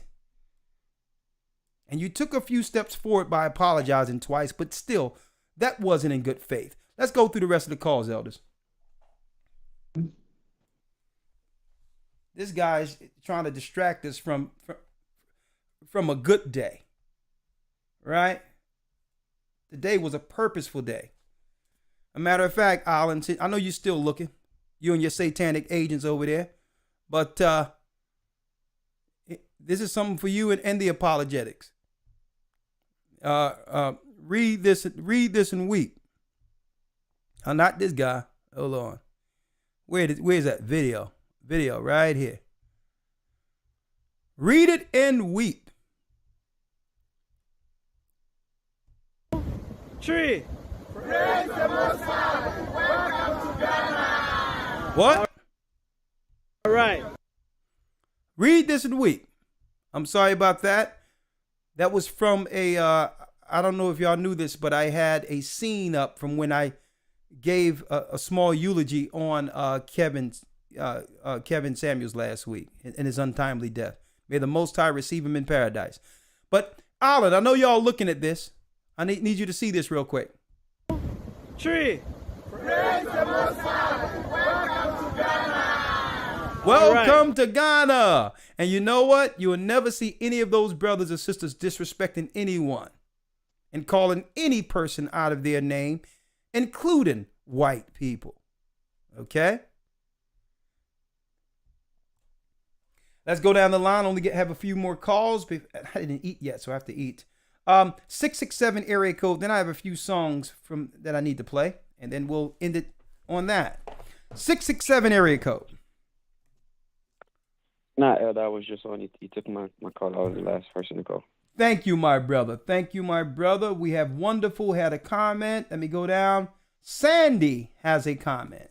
Sandy. Hello. How are you doing, Sandy?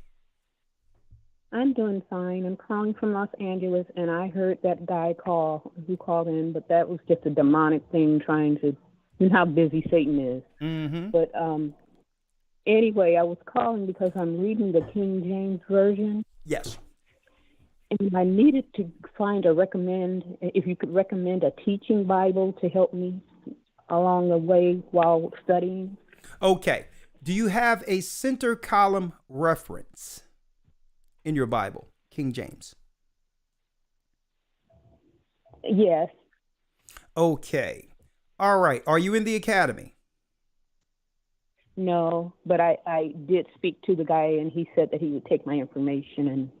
Okay. When you get a chance, go to historytimes.org and enroll, because when we go into the lost books, and we're going to do it this time, I'll show you how to utilize your center column reference and when to because sometimes those center column references bring you to the incorrect theology that links into Christian ideology. I can show you how to use those center column references to get around, but use the precepts as they were intended according to God, not how the Christians have framed their precepts to block you out, to block us from understanding who we are. Okay. Oh, wow. Yeah. Okay, thank you. Yeah. So when it comes to certain scriptures talking about us, they'll go into scriptures like world, all. Right. Right. So, and that's what they'll do through the precepts to throw you off, to not have us know that God is speaking about a specific people in the Old and New Testament. So I'll go through that. But but your center column reference and understanding the precepts, being properly taught. It says when one should become a teacher, one ought to be a teacher. He must learn again, which be the first principles and oracles of the Almighty. So you have to learn the precepts from the beginning to get the correct narrative. First, starting with understanding who the people are. Okay. All right. I mean, you can do it that way. Another way you can do it, it's probably a longer process, but it works too. Because when I was growing up, I didn't have the convenience of having all that information that you receive in the Hebrew and Bible Academy and put together like that. Right. But I took copious notes when I was getting taught.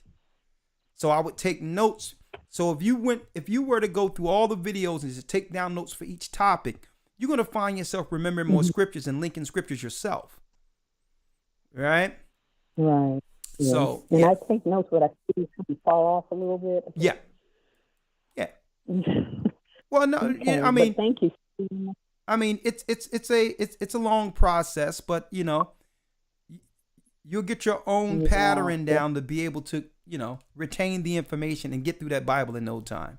How long have you known that you were from the seed of Israel? Well, I found out through you guys. I guess it was just here about 2 years ago. Look at that. Praise the Most High. Yeah. All right. Yeah, and it really opens my eyes, and I really appreciate you guys and love you for that, and I just want to continue learning and get baptized and everything. Well, praise the Almighty. All praises be to Christ, Yeshua, okay? Well, thank you, sister. Okay. All right. I'm going to place you on hold. Another daughter of Zion who have come to the knowledge of the truth. Ain't that something? All right. We have one more call before I open up. Let's see. Ray has a comment. Before I play the songs, and then we're going to end it. Some songs we ran into that was recorded years ago.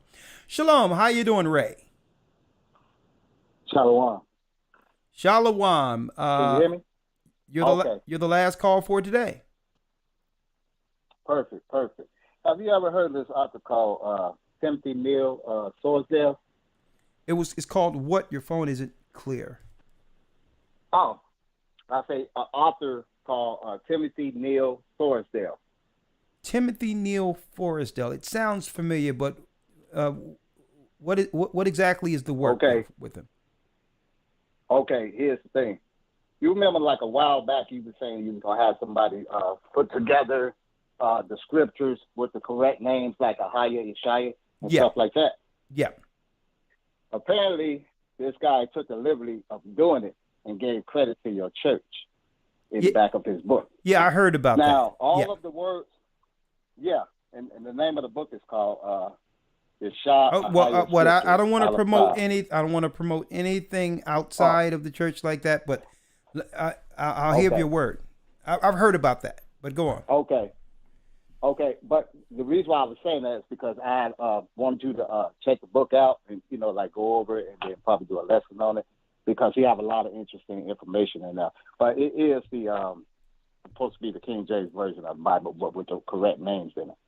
Well, one was sent, but I didn't have an opportunity for Elder Lawyer to go through it. I mean, we're so busy.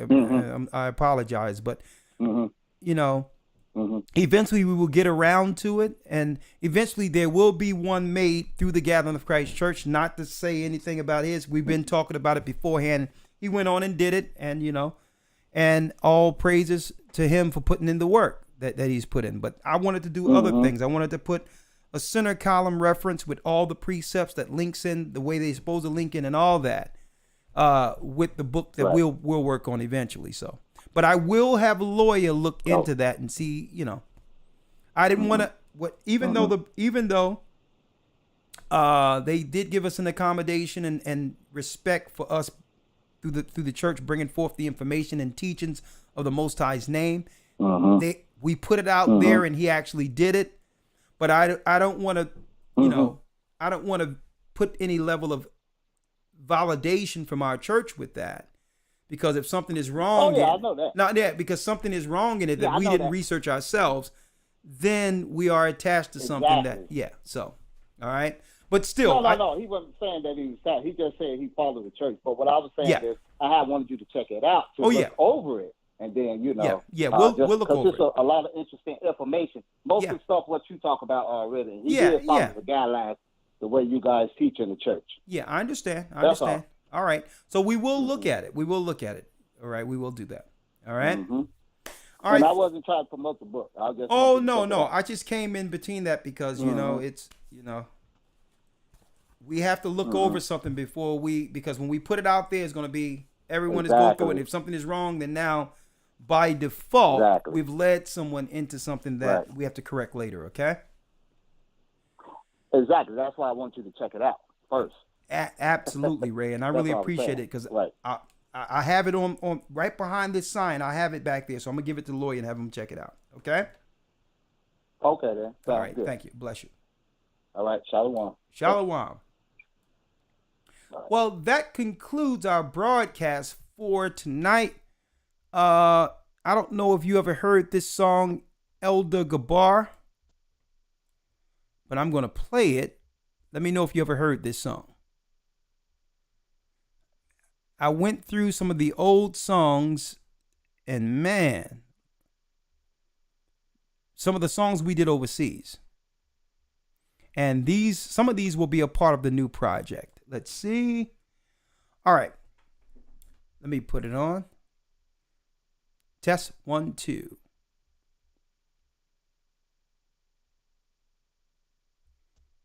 All right.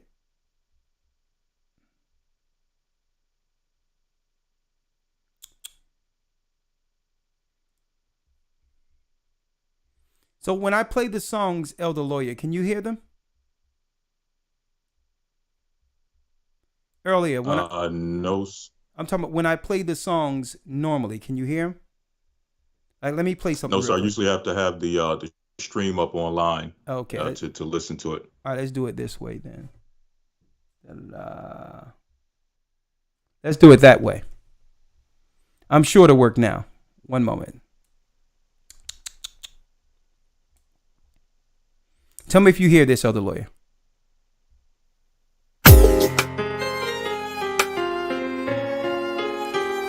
Yes, sir. All right, here it is. Lawyer, tell me if you remember these, man. Real quick. I was playing them the other night. I'm like, oh my goodness, I thought we lost some of these songs. Absolutely. Let's see.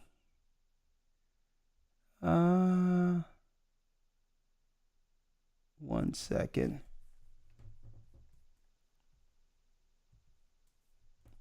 All right.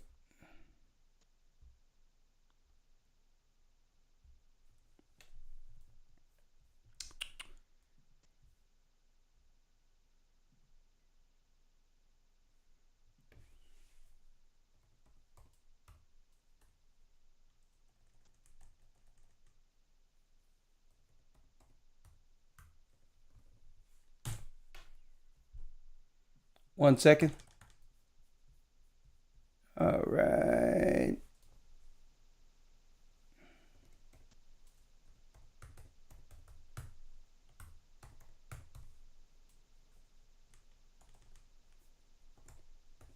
Bear with us, brothers and sisters. I think y'all in for a little treat here.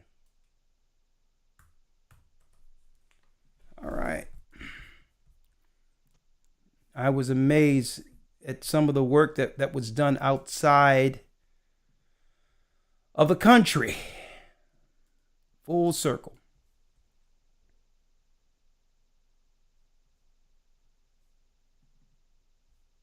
Here, there you go. All right. 1 second, folks.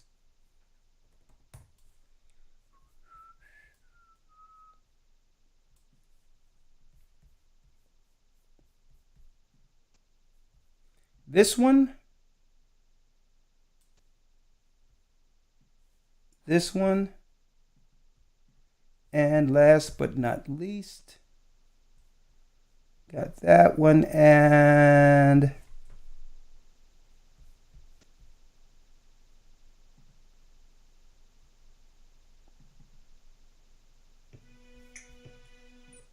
yeah, that one. Back in the day. Here it is, folks.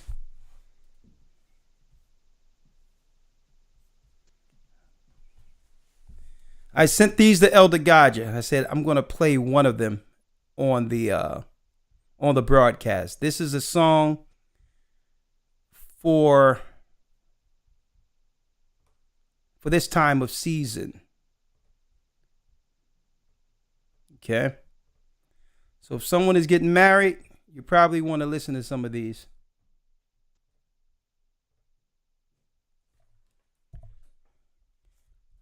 All right.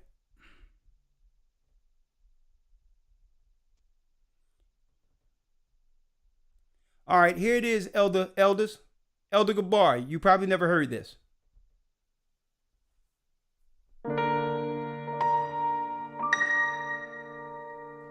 It's called So Beautiful. I've been waiting for this moment to see you. You're standing here. I can't contain this feeling for later. I wish that later was here. You look just like a flower in full bloom. Don't wither away. I think I'm running out of words to say. I guess I'll tell you that you're so beautiful. Glad you came away. You're simple yet beautiful. I'll do anything, just stay. You were made for me. Please don't go away. You're such a beautiful girl. You're wonderful. I remember asking for your hand and hearing I do. I'm so proud to be your man, and no one could compare to you. Tonight is the night that our love will come together to stay. I'm at a loss for words to say. I guess I'll tell you that you're so beautiful. Glad you came away. So simple yet beautiful. I'll do anything to stay. You were made for me. Please don't go away. You're such a beautiful girl. You're wonderful.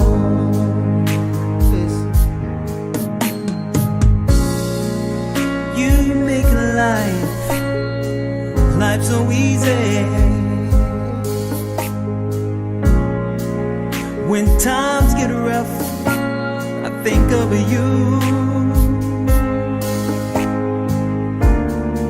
Sometimes I don't deserve how you treat me. This is my gift, your special day.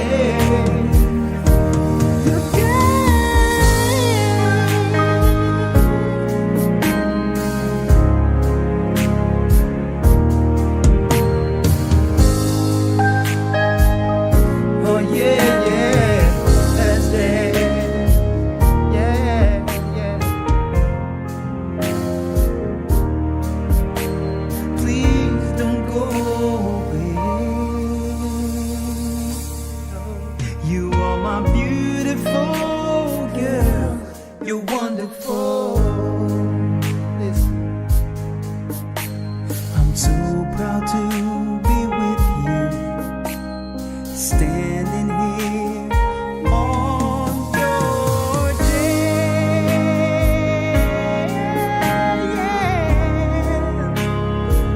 My baby is simple but beautiful.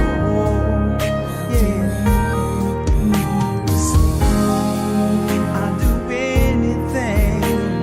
Please don't go away. You are my beautiful girl, wonderful. Listen, you were made for me. Please don't go away. You are my beautiful girl. You're wonderful.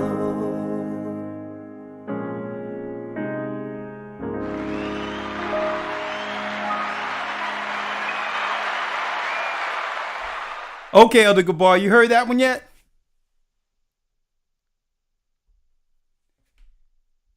Elder Gabar, you there? Oh, he might be gone. Oh yeah, yeah, let's dance. Oh, oh, please don't go away. Yeah, you may have stepped away. Okay. You remember that one, Elder Lawyer? Yes, sir. Yes, sir, man. Brings back memories. So many. That's the beautiful thing about music, man, is there's memories attached to every song. Yeah, All yeah. praises. All praises, man. I went and found that stuff. You know, there was a hard drive where all these stuff was gone, and I found some stuff. I thought it was gone, but it'll be on the next project. With that, Elder Lawyer, Yes, sir. it's a good day today, right? Good day today. It is. Let's finish the work. All praises be to the Most High. It's time to eat. Oh, Elder Gabar, you heard the song, man, or what? Or you went away? We're working behind the scenes, and I heard some of it. It sounds good. All praise. Don't worry about it. I'm gonna send it to you. Don't worry about it. Thank you, sir. With that, elders, I really appreciate all you do in the work. A lot of what we see couldn't be possible if the foundation wasn't laid where you brothers continually, and hey, the family and all of us who work, who daily pick up the plow and follow Christ daily. And it doesn't matter the things that have happened as far as there's ups, downs, whatever the case is. Sometimes it's indifference, but whatever happens, we stay. We're fortified as brethren, and now it feels good for a day to see the fruits of the labor. That none of this work was ever in vain. Yeah. Right? This is what we're here for, elders. All right. With that, I'm going to say this. May the Most High be with you all. I'll see you in the academy in a couple of weeks. Go to historytimes.org. And remember, the Most High is calling back Israel. All right. Let's go. Blessings. Oh. historytimes.org. The East is where we're from. The 12 tribes of Israel. In 721 BC, the Assyrian king, he took us down, we fell. With a great escape we went through the Euphrates. The Lord held the water still. To a land where no mankind dwelt, we went. The 12 tribes of Israel. So we be Manasseh, the Cubans, Ephraim from Puerto Rico, and Valley from the Isles of Hawaii. The Lord is calling back Israel. Zebulon from Panama, Gad, the North American Indians, Simeon, the Dominicans. The highest gathering Israel. The Arabs and Africans told